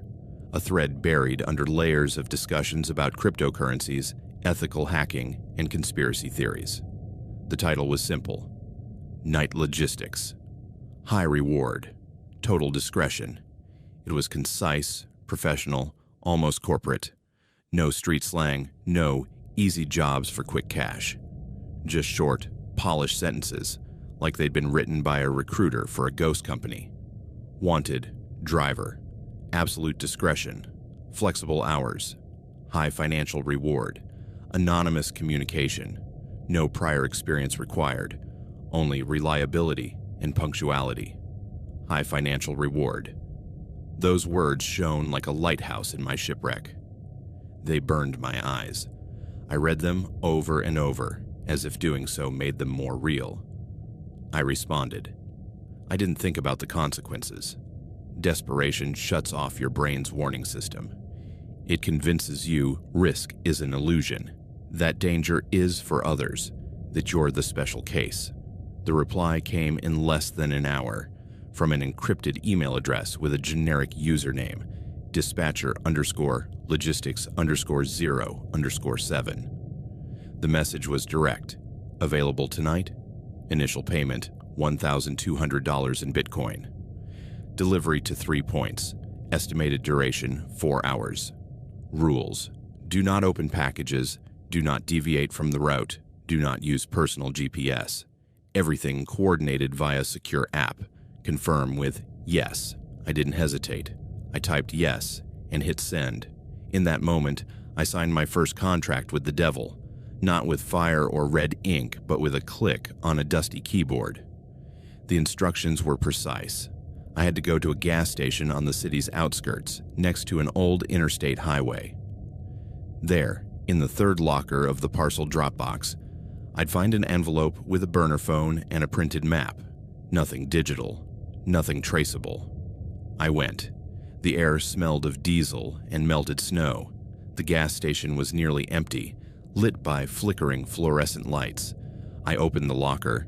Inside was a basic black Nokia phone, an extra battery, and a map with 3 points marked in red marker. Nothing else. At 11:49 p.m., the phone rang. A synthesized robotic voice gave me the first address, a metal mailbox in an abandoned park. Pick up the package. Do not open it. Proceed to the next point. The package was small, shoebox-sized, wrapped in black plastic and industrial duct tape. It was light, but its presence felt alive. I placed it in the trunk on an old blanket and followed the instructions. The deliveries were in quiet residential areas, dark garages, or bins behind apartment buildings. I never saw anyone.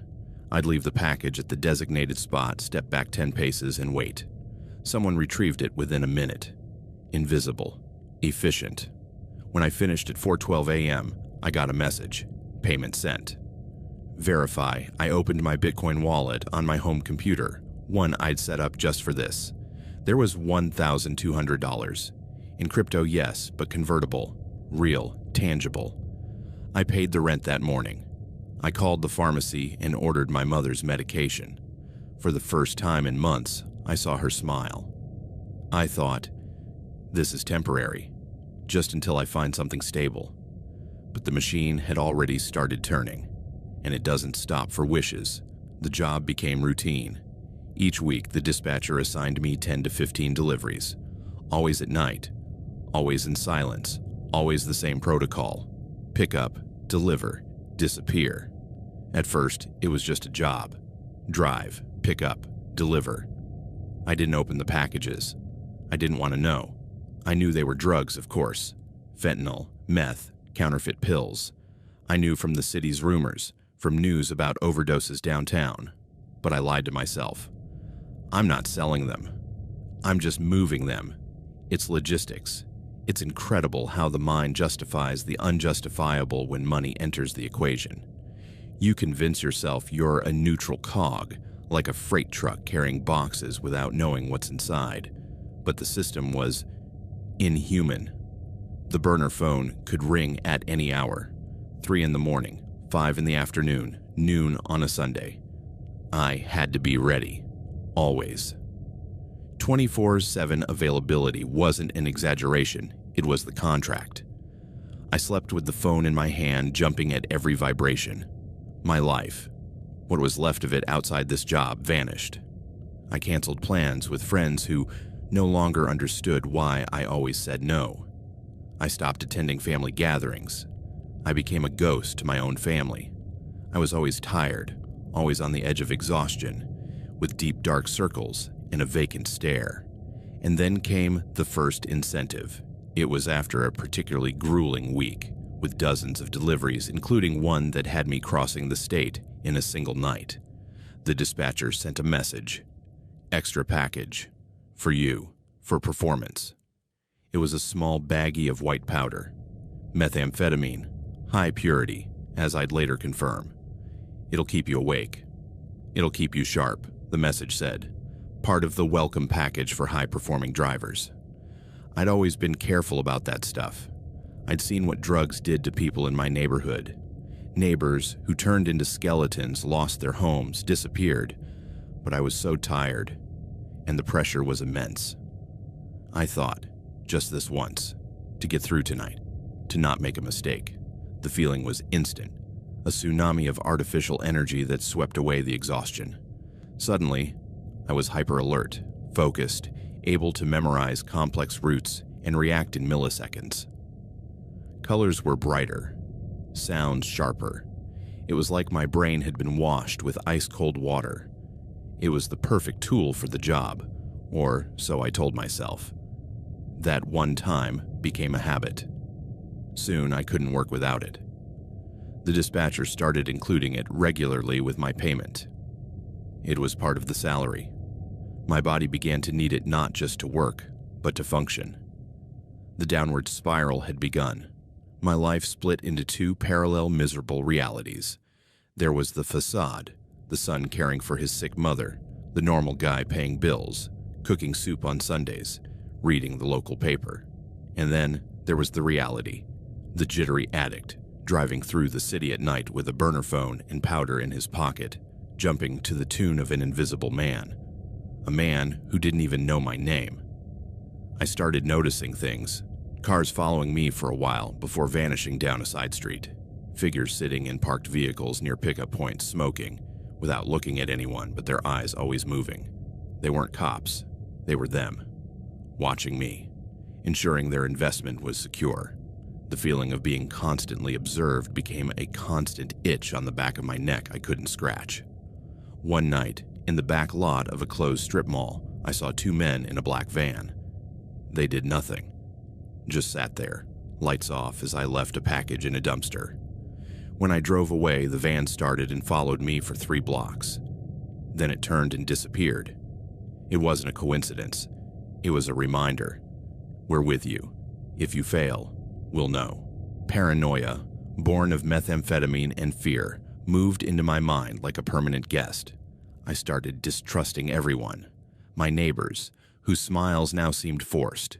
The grocery store cashiers, who asked everything okay, and I thought, do they know something? Are they watching me? Even my own family. My mother would look at me sometimes with concern. Are you eating enough, honey? You look thin.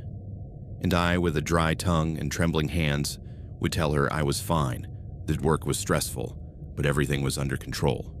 Nights were the worst. Shadows came alive. Every headlight following me was a threat, every street noise a warning.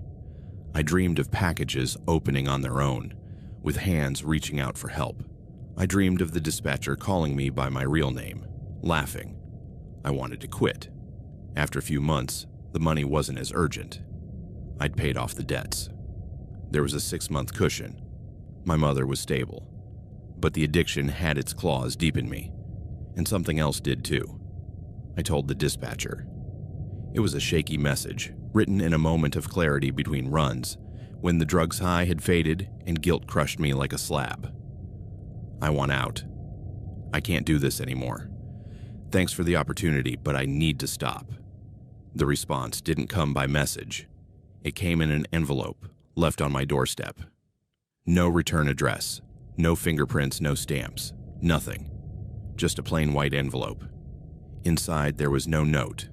There was a photograph. A photograph of my mother sitting on a park bench where she used to walk her dog, an old golden retriever who died last year. The photo was taken up close, with a telephoto lens. It was clear, intimate, violent. You could see the wrinkles around her eyes, the red scarf I'd given her for Christmas, her hand resting on the bench's backrest. It was recent, very recent. And then the phone rang.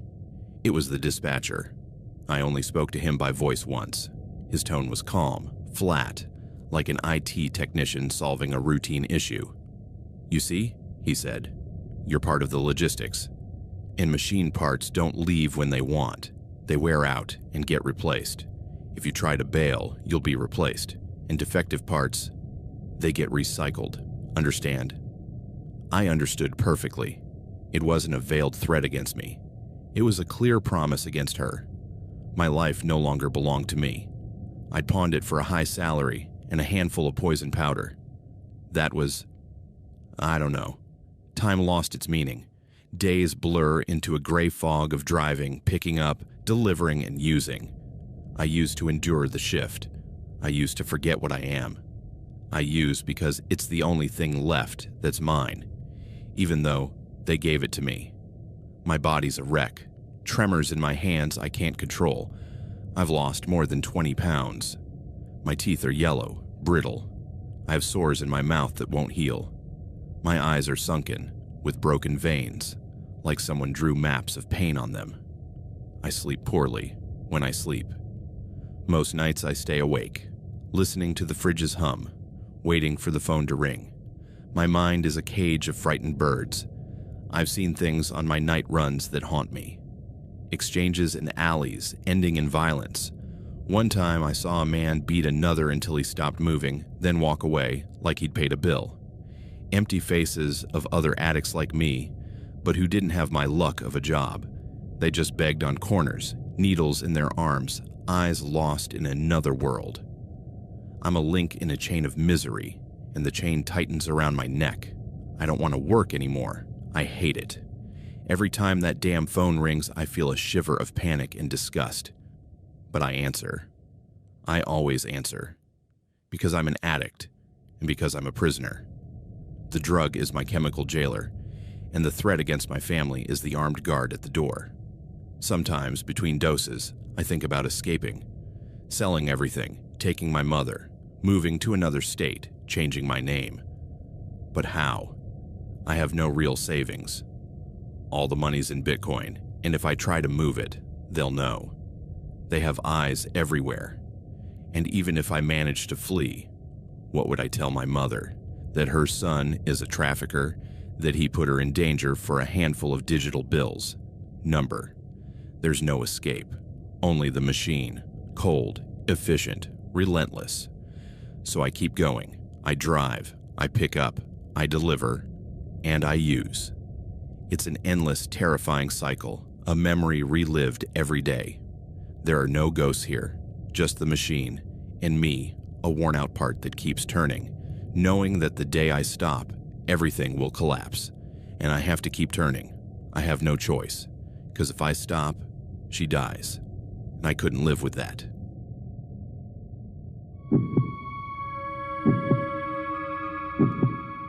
Hello, my name is Lara, and the story I'm about to tell isn't the most terrifying you've ever heard.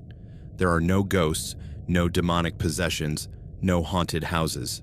But for me, personally, it's the most frightening thing that's ever happened to me. Because it's real, because it happened, and because even now, 3 years later, I'm still looking over my shoulder.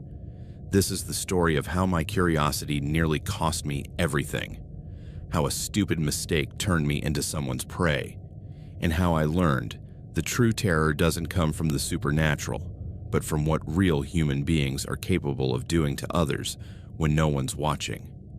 I was living in Portland, Oregon. It was 2019, and I was 24 years old. I worked as a freelance graphic designer from my apartment, a small studio in a 3-story building in the Hawthorne district. It was a nice place, with big windows facing the street, a coffee shop on the corner, and neighbors who greeted you in the hallway. My life was normal, maybe too normal for my liking. I worked from home, which meant my social interactions were limited. I had a few friends, sure, but they were busy with their own lives. Office jobs, relationships, commitments. I spent most of my days alone in front of my computer designing logos and marketing materials for clients I never met in person. The solitude didn't bother me most of the time. But some nights, especially on weekends, when I heard people laughing in the street or saw couples walking hand in hand, I felt that particular emptiness that comes from being disconnected from the world. It was during one of those lonely nights that I made the decision that would change my life forever. I'd been reading an article about the deep web, that part of the internet that doesn't show up on Google and can only be accessed with special browsers. The article mentioned black markets, strange forums, hidden communities, and it talked about something that caught my attention: webcam chat rooms, where people could talk anonymously with strangers from around the world. The idea intrigued me, not in a creepy way, or so I told myself. It was more like curiosity, a way to meet different people, to have conversations I couldn't have in my normal life. And the anonymity seemed safe. No one would know who I really was. No one would know where I lived. I could be whoever I wanted to be. So I downloaded Tor, the browser you need to access the deep web. It was surprisingly easy, just a couple of clicks. Then I spent hours browsing .onion site directories trying to find the chat rooms I'd read about. Finally, I found one. It was called Global Connect, or something like that. The interface was primitive, like something from the mid-2000s. But there were dozens of different chat rooms, organized by language and interests. There was one called Late Night Talk that seemed active, with about 20 users online. I joined without a second thought. At first, everything seemed harmless enough. People talked about all sorts of things: movies, music, politics, philosophy. There were people from all over the world. Someone from Japan discussing anime. Someone from Germany talking about soccer. Someone from Argentina sharing food recipes. I didn't use my real name, of course. I called myself Pixel Dreamer, a name I came up with on the spot, and I didn't turn on my webcam at first. I just typed in the chat, responding to comments, asking occasional questions. But after a few days of this, I started to feel more comfortable. The people in the room seemed friendly. Some had started recognizing my username, greeting me when I joined. It was nice, like having a group of virtual friends who were always available, no matter the hour. It was on my 5th or 6th visit to the room that someone suggested I turn on my camera. It'd be great to put a face to the name, wrote a user called NightOwl92. We're on video chat after all. Lots of people use their cameras here. I checked the room and saw that indeed several users had their video feeds on. Most showed their faces, some partially, others fully. No one seemed worried about their privacy. I hesitated for a moment, but then I thought, what harm could it do? My apartment was anonymous, with no identifiable photos or decorations in view, and I could angle the camera to show just my face and part of the wall behind me. There was no way anyone could identify me from that alone, so I turned on the camera. The response was immediate and positive. Several users greeted me on video, smiling, waving. It was oddly intimate and comforting. For the first time in weeks, I felt like I was making real human connections. Over the next few weeks, I became a regular at Global Connect. I'd go there almost every night after finishing work, sometimes until 2 or 3 in the morning. I met interesting people: a literature professor from Spain, a medical student from India, a programmer from Sweden. Fascinating conversations about art, science, culture, life. But I also started noticing something else. There was one user who was always online when I joined. Their username was Watcher in the Dark, and they never turned on their camera. They only typed in the chat occasionally. Short comments, nothing strange at first, but they were always there. I didn't pay much attention at first. Plenty of people kept their cameras off, and I'd done the same during my early visits. But there was something about the consistency of their presence that started to stand out. And then, one night, they sent me a private message. The message was simple. You have a lovely smile. You should smile more often. I read it several times, trying to decide how to feel about it. On one hand, it was a compliment. On the other, there was something about the wording that made me uneasy. You should smile more is exactly the kind of thing men say to women that women don't want to hear. I decided to respond neutrally. Thanks. I only smile when I'm really happy. Their reply came immediately. Then you need more reasons to be happy. I could give you some. My stomach twisted. I closed the private message window without responding and focused on the general chat, but I could feel their presence there, their username visible in the participant list, knowing they were probably watching my video feed. That night, I turned off my camera earlier than usual and logged off, but I went back the next day. Because despite that uncomfortable moment, I enjoyed the conversations with the other people, and I told myself I was overreacting, that Watcher in the Dark was probably just trying to be friendly in an awkward way. Over the next week, they kept sending me occasional private messages. Always compliments about my appearance, sometimes questions about my day.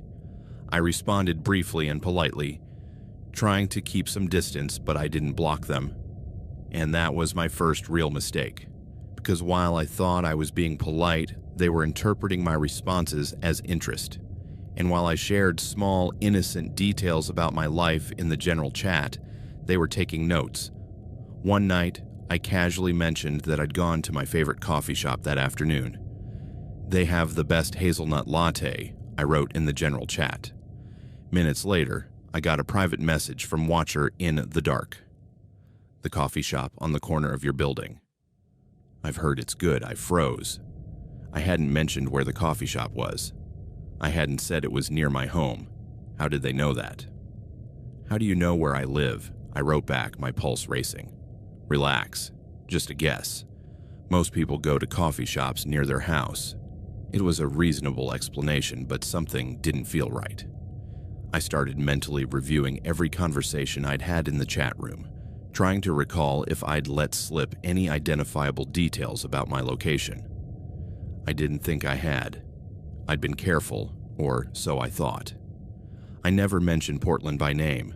I never talked about specific landmarks, but maybe I'd let something slip without realizing. That night, before logging off, I changed my settings to block all private messages. If Watcher in the Dark wanted to talk to me, they'd have to do it in the general chat where everyone could see. But the damage was already done, because what I didn't know then was that Watcher in the Dark didn't need me to tell them where I lived. They already knew. Over the next few weeks, I tried to convince myself everything was fine. Watcher in the Dark stopped sending private messages, which I took as a positive sign. Maybe they'd gotten the hint. Maybe they'd lost interest. Maybe I'd been paranoid. I kept visiting Global Connect, but now I was more aware of what I shared. I didn't mention specific details about my life. I kept conversations general, abstract, and for a while, it seemed to work. But then strange things started happening. The first was a package. It arrived on a Tuesday afternoon. The mail carrier left it at my door while I was working. When I picked it up, I immediately noticed there was no return address, just my name and address, written in neat, precise handwriting. Inside was a coffee mug. It was nice, white ceramic with a pixelated design in blue and purple. And there was a note for your hazelnut latte. An admirer. My blood ran cold. The combination of pixels, a nod to my username Pixel Dreamer, and the hazelnut latte couldn't be a coincidence. But how? How had they gotten my address? I spent the rest of the day obsessively checking all my security settings, Googling my real name to see if anything had been indexed that shouldn't have been. But I found nothing. I'd been careful. Or so I thought. That night, I didn't go to Global Connect. In fact, I didn't go back for nearly a week. I was scared, but also confused. Had it really been Watcher in the Dark? There was no way to be sure. The package had no return address. The note wasn't signed. But deep down, I knew. When I finally returned to the chat room, I did so with my camera off and a new resolve to share absolutely nothing personal.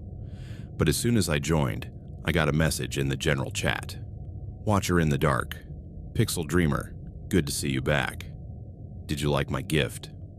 The general chat went quiet for a moment. Other users started asking questions, curious, but I didn't respond. I just logged off and closed the browser. My heart was pounding so hard I could hear it in my ears. This was real. Someone had found my address.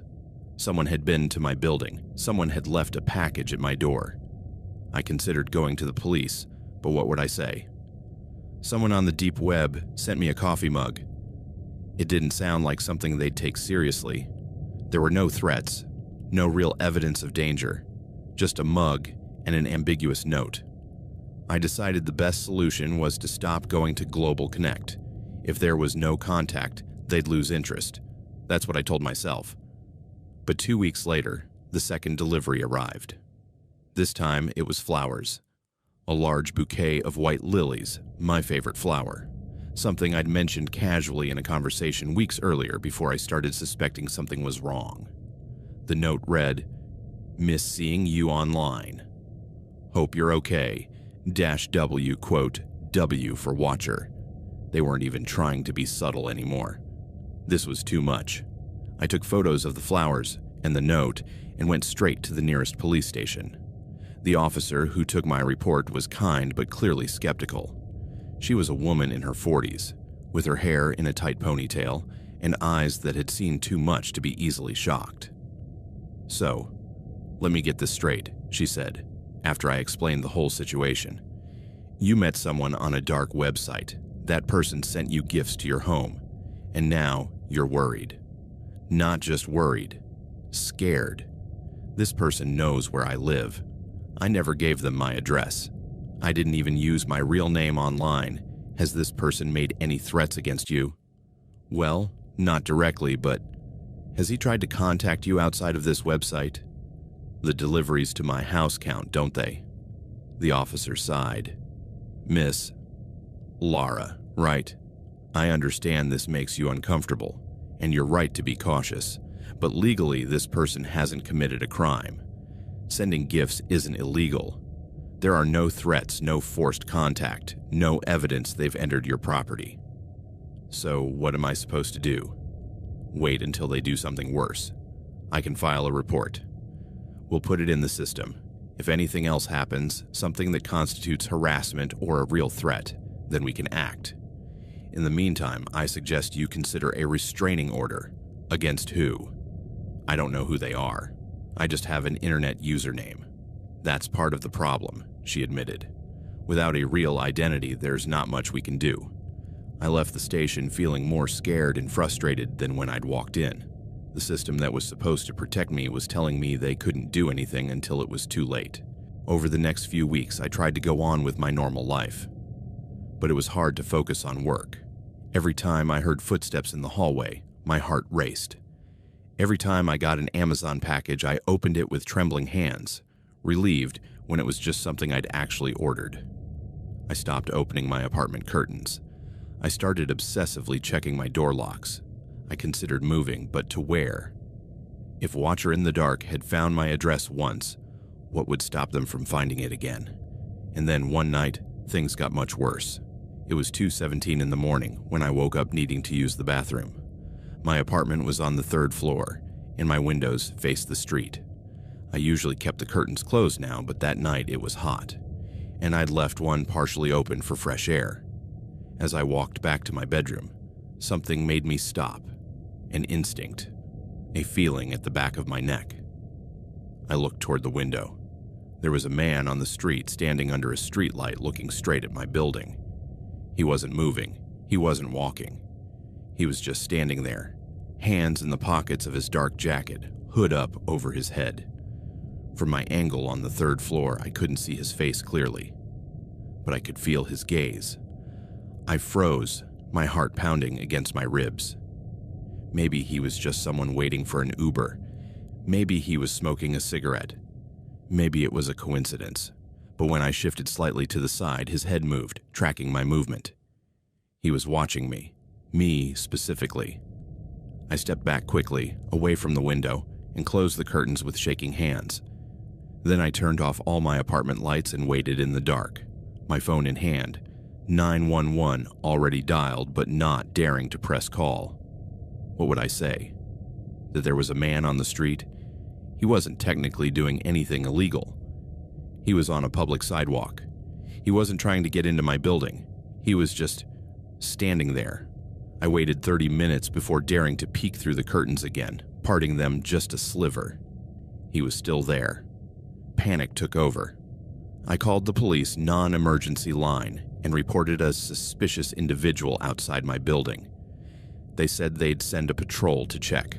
15 minutes later, I saw the lights of a police car turning onto my street. By then, the man was gone. The officers knocked on my door. I explained the situation, showed them the photos I'd taken of the earlier gifts. They were polite, but not particularly concerned. Probably just someone waiting for a ride, one of them said. But we'll do extra patrols in this area for the next few days. And if you see him again, call us right away. I didn't sleep that night. I sat on my couch, all lights off, occasionally peeking through the curtains to see if he'd returned. He didn't, but the psychological damage was done. For the next few days, every night became a vigil. I stayed up until dawn, watching the windows, jumping at every sound. My work started to suffer. I couldn't focus. Deadlines slipped. Clients started complaining. And then it happened again. 3 nights after the first sighting, I woke up at 3 a.m. and looked out the window. There he was, same spot, same posture, looking up at my window. This time I called 911 immediately. But by the time the police arrived, he was gone. He'd been there for 45 minutes, and as soon as he heard sirens approaching, he walked away. The officers took my statement, but I could see the frustration on their faces. There was no crime, no explicit threat, just a man standing on a public street. "Has he tried to approach you?" one of the officers asked. "No." "Has he said anything threatening?" "He's not close enough for me to hear him." "Then technically he's not committing a crime. Standing on a public sidewalk isn't illegal, but it's obvious he's watching me." "I understand, miss. And I'm sorry, but without evidence of criminal intent, we can't arrest him for just standing there." That was the night I realized I was on my own. The surveillance became a pattern. Not every night, but frequent enough to keep me in a constant state of anxiety. Sometimes he was there 3 nights in a row. Then he'd disappear for a week. Then he'd return. The unpredictability was part of the torture, I realized. I never knew when to expect him. Every night when the lights went out, I found myself walking to the window, parting the curtains slightly, scanning the dark street for that familiar figure. And some nights, there he was. I started documenting everything. I took photos with my phone every time I saw him, noting the date and time in a notebook. I thought maybe if I could prove a pattern, the police would take it more seriously. But the photos were frustratingly useless. From my 3rd floor angle, in the dark of night, with only streetlight illumination, all I could capture was a blurry figure in a dark hooded jacket. No way to identify his face, his exact height, any distinguishing features. My life slowly unraveled. I stopped taking new design projects because I couldn't focus enough to complete them. Existing clients started canceling contracts when I missed deadlines. My bank account, once healthy, began to dwindle. My friends noticed the change. Jessica, my best friend from college, came over one afternoon and was horrified by what she saw. "Lara, my God, when was the last time you left this apartment?" I couldn't answer. I honestly didn't remember. I'd started ordering everything by delivery. Food, toiletries, everything. The idea of going outside, being on the street where he could see me, terrified me. "And look at this place," Jessica continued, glancing around. She was right. My apartment, usually tidy and organized, was a mess. Dirty dishes piled in the sink, clothes strewn everywhere, curtains always closed, leaving the place in perpetual gloom. You need professional help, Lara. This isn't healthy. I know, I exploded, but you don't know what it's like. Every night, wondering if he'll be there. Every noise in the hallway makes me jump. I can't sleep. I can barely eat, and no one believes me. The police can't do anything. I feel completely helpless. Jessica hugged me as I cried. It's okay. We'll figure this out together. What about moving, leaving Portland entirely? And what if he finds me again? If he could find me once, then we'll be more careful this time. You'll use a P.O. box for your mail. You won't register your address anywhere. You'll cut all ties to your old online life. For the first time in weeks, I felt a glimmer of hope. Maybe I could escape. Maybe I could disappear and start over. Somewhere Watcher in the dark couldn't find me. But before I could make concrete plans to move, something happened that escalated everything to a whole new level. It was a Friday night. I'd been trying to work on a project, something simple I hoped to finish before the weekend. It was around 11 p.m. when I heard the sound. Someone was trying to open my door. It wasn't the normal sound of someone using a key. It was the sound of someone tampering with the lock, metal scraping against metal, the doorknob shifting slightly. I froze, my blood turning to ice. For a moment, I thought maybe I'd imagined it. But then I heard it again. Someone was definitely trying to get in. With shaking hands, I grabbed my phone and dialed 911. I whispered to the operator what was happening, giving my address. The police are on their way, the operator assured me. Stay on the line with me. Do you have a safe place to lock yourself in? My bedroom, I whispered, moving silently to the back of my apartment. The sound at the door continued for what felt like an eternity, but was probably only 2 or 3 minutes. Then it stopped abruptly. I heard footsteps retreating down the hallway. 5 minutes later, the police arrived. They searched the entire building, spoke to my neighbors, examined my door. They found no physical signs of forced entry, but the lock had definitely been tampered with. They could see fresh scratch marks on the metal. Someone definitely tried to get in, one of the officers confirmed.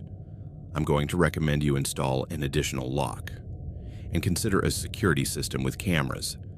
I've already reported a stalker multiple times, I told them, my voice breaking. I've shown photos. I've documented everything. Are you going to do something now? We'll increase patrols in this area. And with this attempted entry, we now have evidence of criminal behavior. If we see him lurking or trying to get in again, we can arrest him. But the harsh reality was, they still didn't know who he was. They had no name, no clear description, nothing except my reports of a figure on the street, and now evidence someone had tried to enter my apartment. That night, Jessica stayed with me. We dragged a heavy chair in front of the door and took turns staying awake, but neither of us really slept. The next morning, I hired a locksmith to install additional locks and a security chain. I also bought security cameras pointing at my door and windows, connected to an app on my phone that would alert me to any movement. But no amount of locks could make me feel safe. Because I knew the truth. If he really wanted to get in, he'd eventually find a way. 3 days after the attempted entry, I found the letter. It wasn't in my mailbox. It was slipped under my apartment door. A white envelope, no stamp, no return address, just my name written in that same neat, precise handwriting I'd seen on the earlier notes. I stared at it for several minutes before daring to pick it up. Part of me wanted to call the police first, to preserve it as evidence, but another part, the part that had been living in constant terror for months, needed to know what it said. I opened it with trembling hands. The letter was long, handwritten in that same careful script. Dear Lara, I know you're scared. I can see it in the way you move in your apartment now, always with the curtains closed, always looking over your shoulder. I know you've been talking to the police. I know you've installed cameras. I know you're planning to move. But I want you to understand something. It doesn't have to be this way. I don't want to scare you. I just want to know you. really know you, not just as Pixel Dreamer on a screen, but as Lara, the real person. I've been watching you for months now, and I feel like I know you better than anyone. I know your routine, your habits, the little things you do when you think no one's watching. And I've fallen in love with those little things. The way you tuck your hair behind your ear when you're focused. The way you bite your lower lip when you're thinking. The way you dance a little when you cook. I know this probably sounds creepy to you, but isn't that how true love works? Knowing someone completely, accepting all their parts, wanting to be near them always. All I'm asking for is a chance, a real conversation face to face. If after that you still want me to leave, I'll respect your decision. But I think if you really got to know me, you'd see I'm not a threat. I'm just someone who admires you. I'll be waiting for your response. You can leave it in the same place you found this letter, or you can just open your door the next time I knock. I promise to be a gentleman. Yours, W.W. I read the letter 3 times, each reading adding a new layer of horror. It wasn't just the invasion of privacy, though that was bad enough. It was the way he framed his stalking as romantic, as if months of surveillance and implied threats were some form of courtship. And the worst part, the way you dance a little when you cook. My kitchen wasn't visible from the street. My kitchen window faced the building's inner courtyard. The only way he could see me cooking would be if he'd been inside my building, in the courtyard, or worse, in the hallway, peering through my door's peephole. I called the police immediately. This time they came quickly, maybe because the attempted entry had been reported days earlier. They took the letter as evidence, photographed it, sealed it in a plastic bag. "This is definite stalking," said the detective assigned to my case, an older man named Detective Kowalski. "And, with the letter admitting to surveillance, we have grounds for a serious investigation. We'll send this to the forensics unit, see if they can pull fingerprints or DNA." "And in the meantime," I asked, "what am I supposed to do while we wait for lab results that could take weeks?" "Honestly, Miss Harper, if you have a safe place to stay, a friend or family out of town, I'd recommend going there until we can identify and arrest this guy." But leaving meant abandoning everything. My apartment, my belongings, the little that remained of my life and career. And yet, I knew he was right. I wasn't safe here. Maybe I never had been. Jessica offered to let me stay at her apartment, which was across town. I moved there that same night, taking only a suitcase with essential clothes and my laptop. I left everything else behind. The first few days were a strange relief. Jessica's apartment was in a secure building with a doorman in a completely different neighborhood. For the first time in months, I could sleep more than 2 hours at a stretch, but the relief was temporary, because soon it started happening again. First, it was an email. It came to my work account, the one publicly listed on my graphic design portfolio. The subject read, "I miss you." The message was short. "I know you moved. I know you think you're safe now, but you can't escape this so easily. Wherever you go, I'll find you, because this is fate. -W. How did he know I'd moved? I'd been so careful. I hadn't posted anything on social media. I hadn't updated my address anywhere. Then it hit me. The security cameras I'd installed at my apartment. They were connected to my phone, and I'd been compulsively checking them during my first few days at Jessica's, making sure no one was trying to enter my empty apartment. If he was tech-savvy enough to track me in the first place, how hard would it be to hack into the cheap security cameras I'd bought? He could have been monitoring them, seeing that no one was coming or going, realizing I'd left. I uninstalled the camera app immediately and reported the email to the police. Detective Kowalski said they'd try to trace the IP, but he didn't sound optimistic. A week later, Jessica received a package at her door. It was addressed to her, not me. Inside was a kitchen knife. No note, no message, just a knife. The implied message was clear.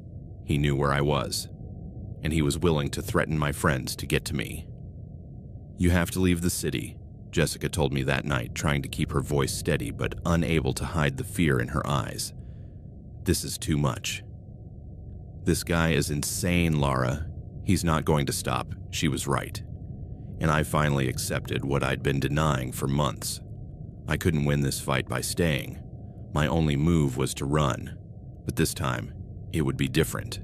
This time, I would disappear completely. I spent the next few days planning my disappearance.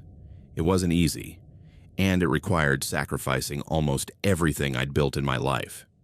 First, I closed all my social media accounts: Facebook, Instagram, Twitter, everything. Not just deactivating them, but permanently deleting them. Then, I shut down my graphic design business. I sent emails to my remaining clients saying I was retiring from freelancing for personal reasons. I gave no details. No alternate contact method.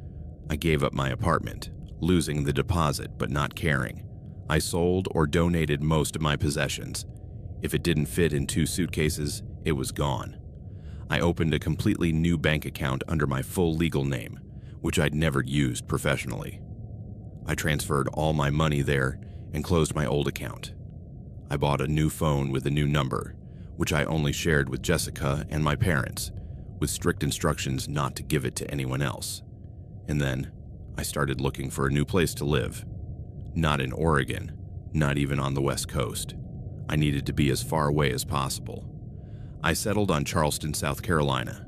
It was across the country, in a state where I knew no one. It would be a complete fresh start. Before I left, I had one last meeting with Detective Kowalski. The lab results had come back. No usable fingerprints on the letter, and the DNA found wasn't in any database. The email had been sent through multiple proxies and VPNs, impossible to trace. "I'm sorry, Miss Harper," the detective said, and I could tell he meant it. "We've done everything we can with the resources available. This individual clearly has sophisticated technical knowledge. Without a positive identification or a more serious crime—" "I know," I interrupted. "That's why I'm leaving." "It's probably the smartest thing you can do," he admitted. "But please, keep us updated with your new location, just in case." I gave him my new phone number and promised to stay in touch. Jessica drove me to the airport in the early hours of a Tuesday.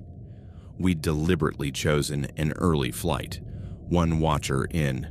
The dark couldn't easily anticipate. "You'll be okay?" she asked, hugging me tightly at the terminal. "I have to be," I replied.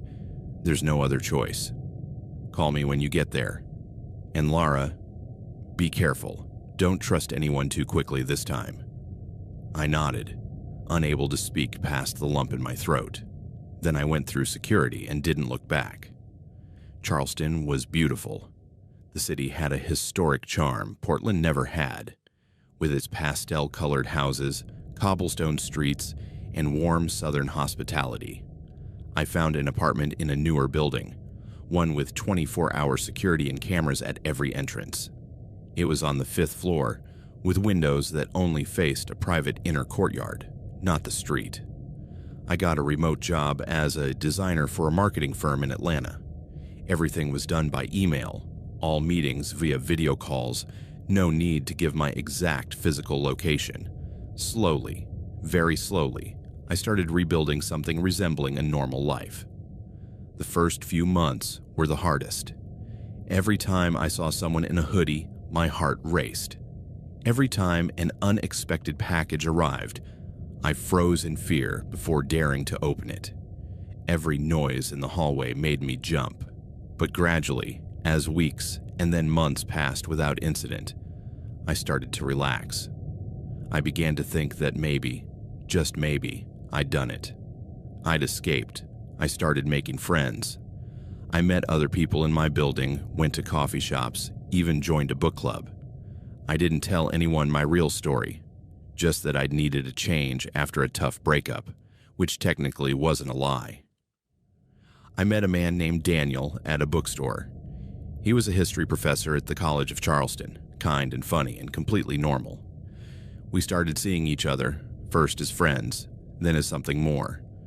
For the first time since it all began, I felt like a real person again, not just a victim on the run. But the fear never fully went away. Even on my best days, a part of me stayed alert, vigilant, waiting for the past to catch up. And 3 months ago, my worst fear came true. I was leaving my building on a Saturday morning, planning to meet Daniel for brunch. It was a beautiful spring day, the sun bright and warm, the air filled with the scent of magnolia blossoms. I stopped at the mailbox to check my mail before heading out. There were a few bills, a catalog, and a white envelope with no return address. My blood ran cold. With trembling hands, I opened the envelope. Inside was a single sheet of paper with a single line of text. "Charleston is lovely this time of year, don't you think?" No signature. There didn't need to be. I recognized the handwriting. He'd found me. I called the Charleston police immediately, but the story sounded so unbelievable I could see the skepticism in their eyes.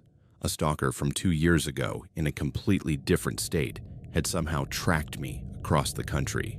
Without physical evidence, without witnesses, just a note with a phrase that could be interpreted as innocent. "Do you have evidence of his prior stalking?" the officer asked. "It's all with the Portland Police Department. Case number..."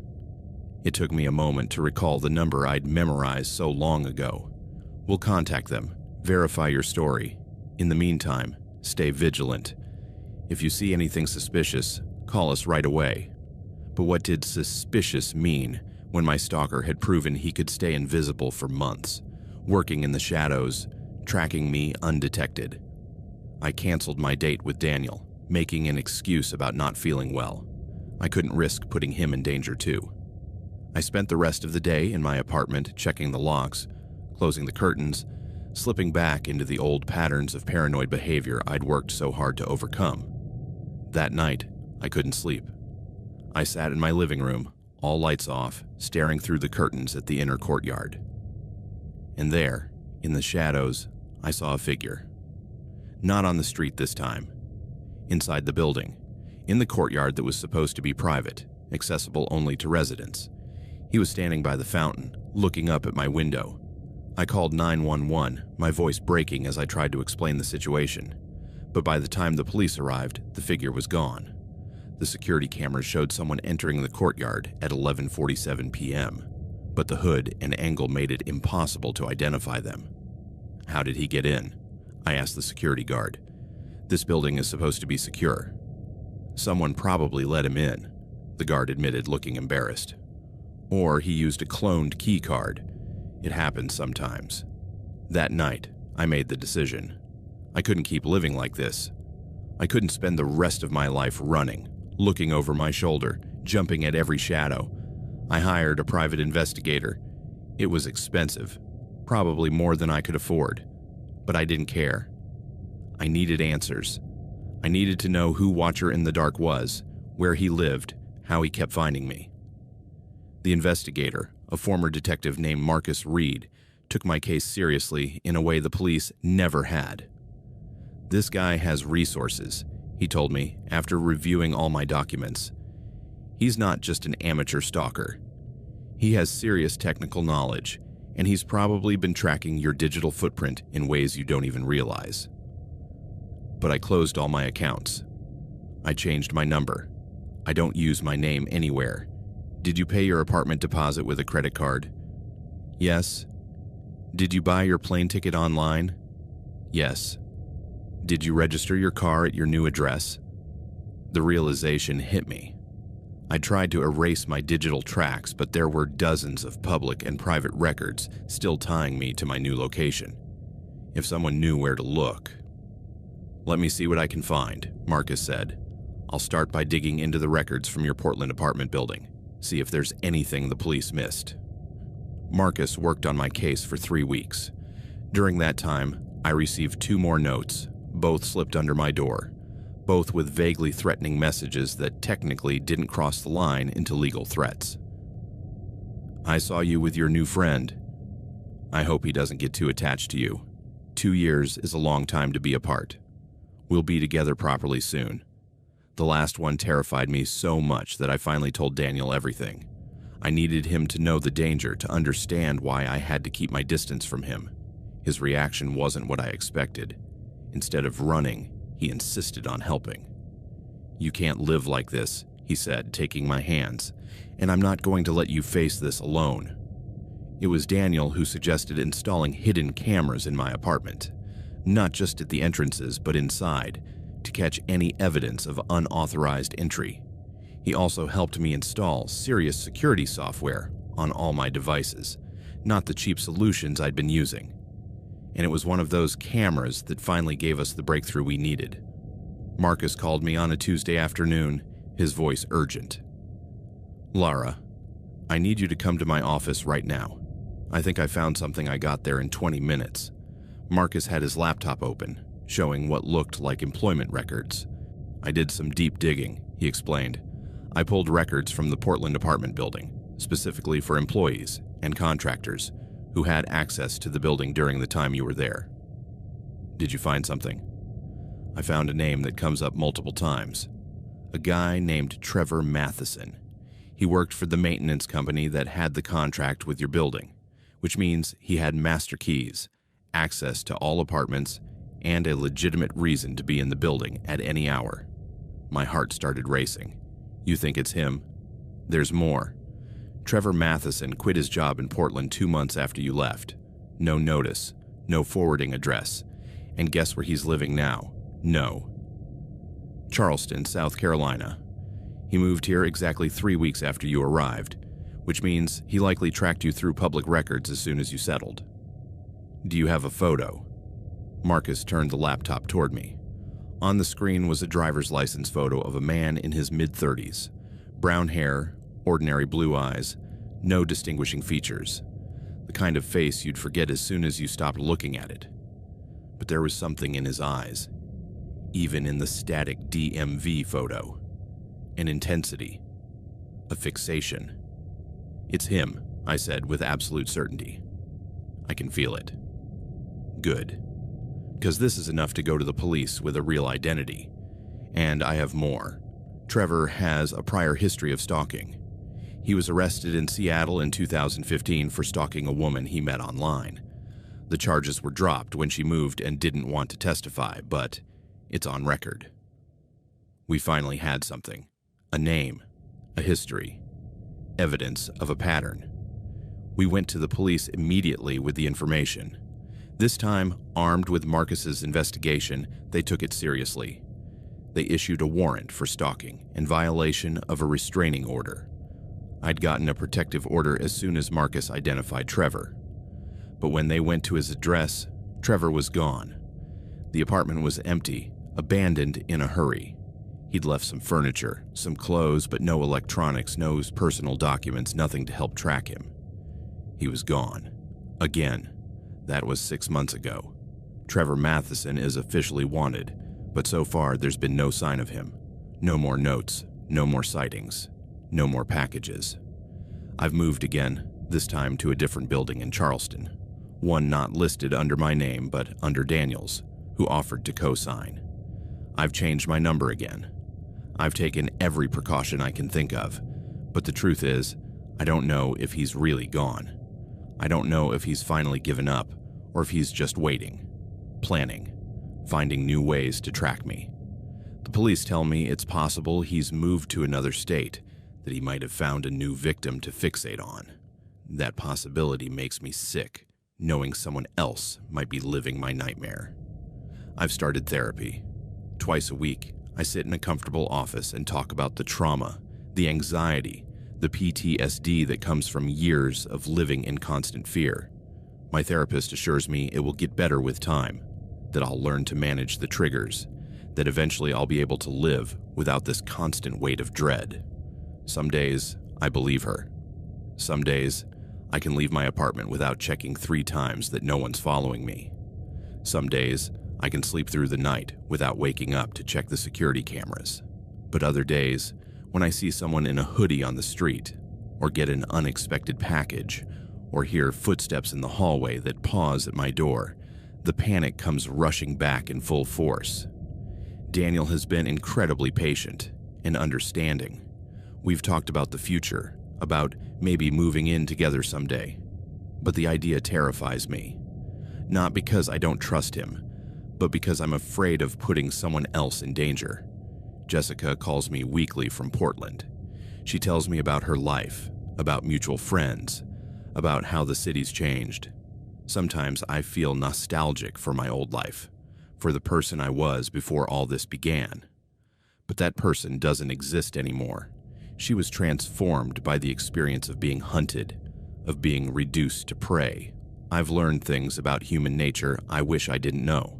I've seen the dark side of digital connectivity, how the tools that promise community and connection can be used for surveillance and terror. The hardest part is the uncertainty. If Trevor had been caught, if he were in prison, I could have closure. I could know for sure I was safe, that it was over. But instead, I live in a state of perpetual suspense. Every day that passes without incident makes me think maybe he's finally gone. But every day that passes is also one day closer to the moment he might reappear. My parents want me to move back home to Minnesota. "You'd be safe here," my mom says. "We could take care of you." But I can't. I can't let this reduce me to a scared little girl hiding with her parents. I've already lost too much. I won't lose my independence too. So I keep going. I work. I go on dates with Daniel. I go to therapy. I try to build something resembling a normal life, but always, there's a part of me that's waiting, listening, watching. Because I learned something in these last 3 years. True terror doesn't come from the unknown. It comes from knowing exactly how vulnerable you are, how easy it is for someone to decide you're their target, and how little the system can do to protect you until it's too late. This isn't the most terrifying story you'll ever hear. There are no ghosts, no demons, no supernatural forces. There's just a man with a computer and an obsession, and a woman trying to rebuild her life after that obsession tore it apart. And somewhere out there, Trevor Matheson is waiting, watching, planning his next move. At least, that's what I fear every time I look over my shoulder.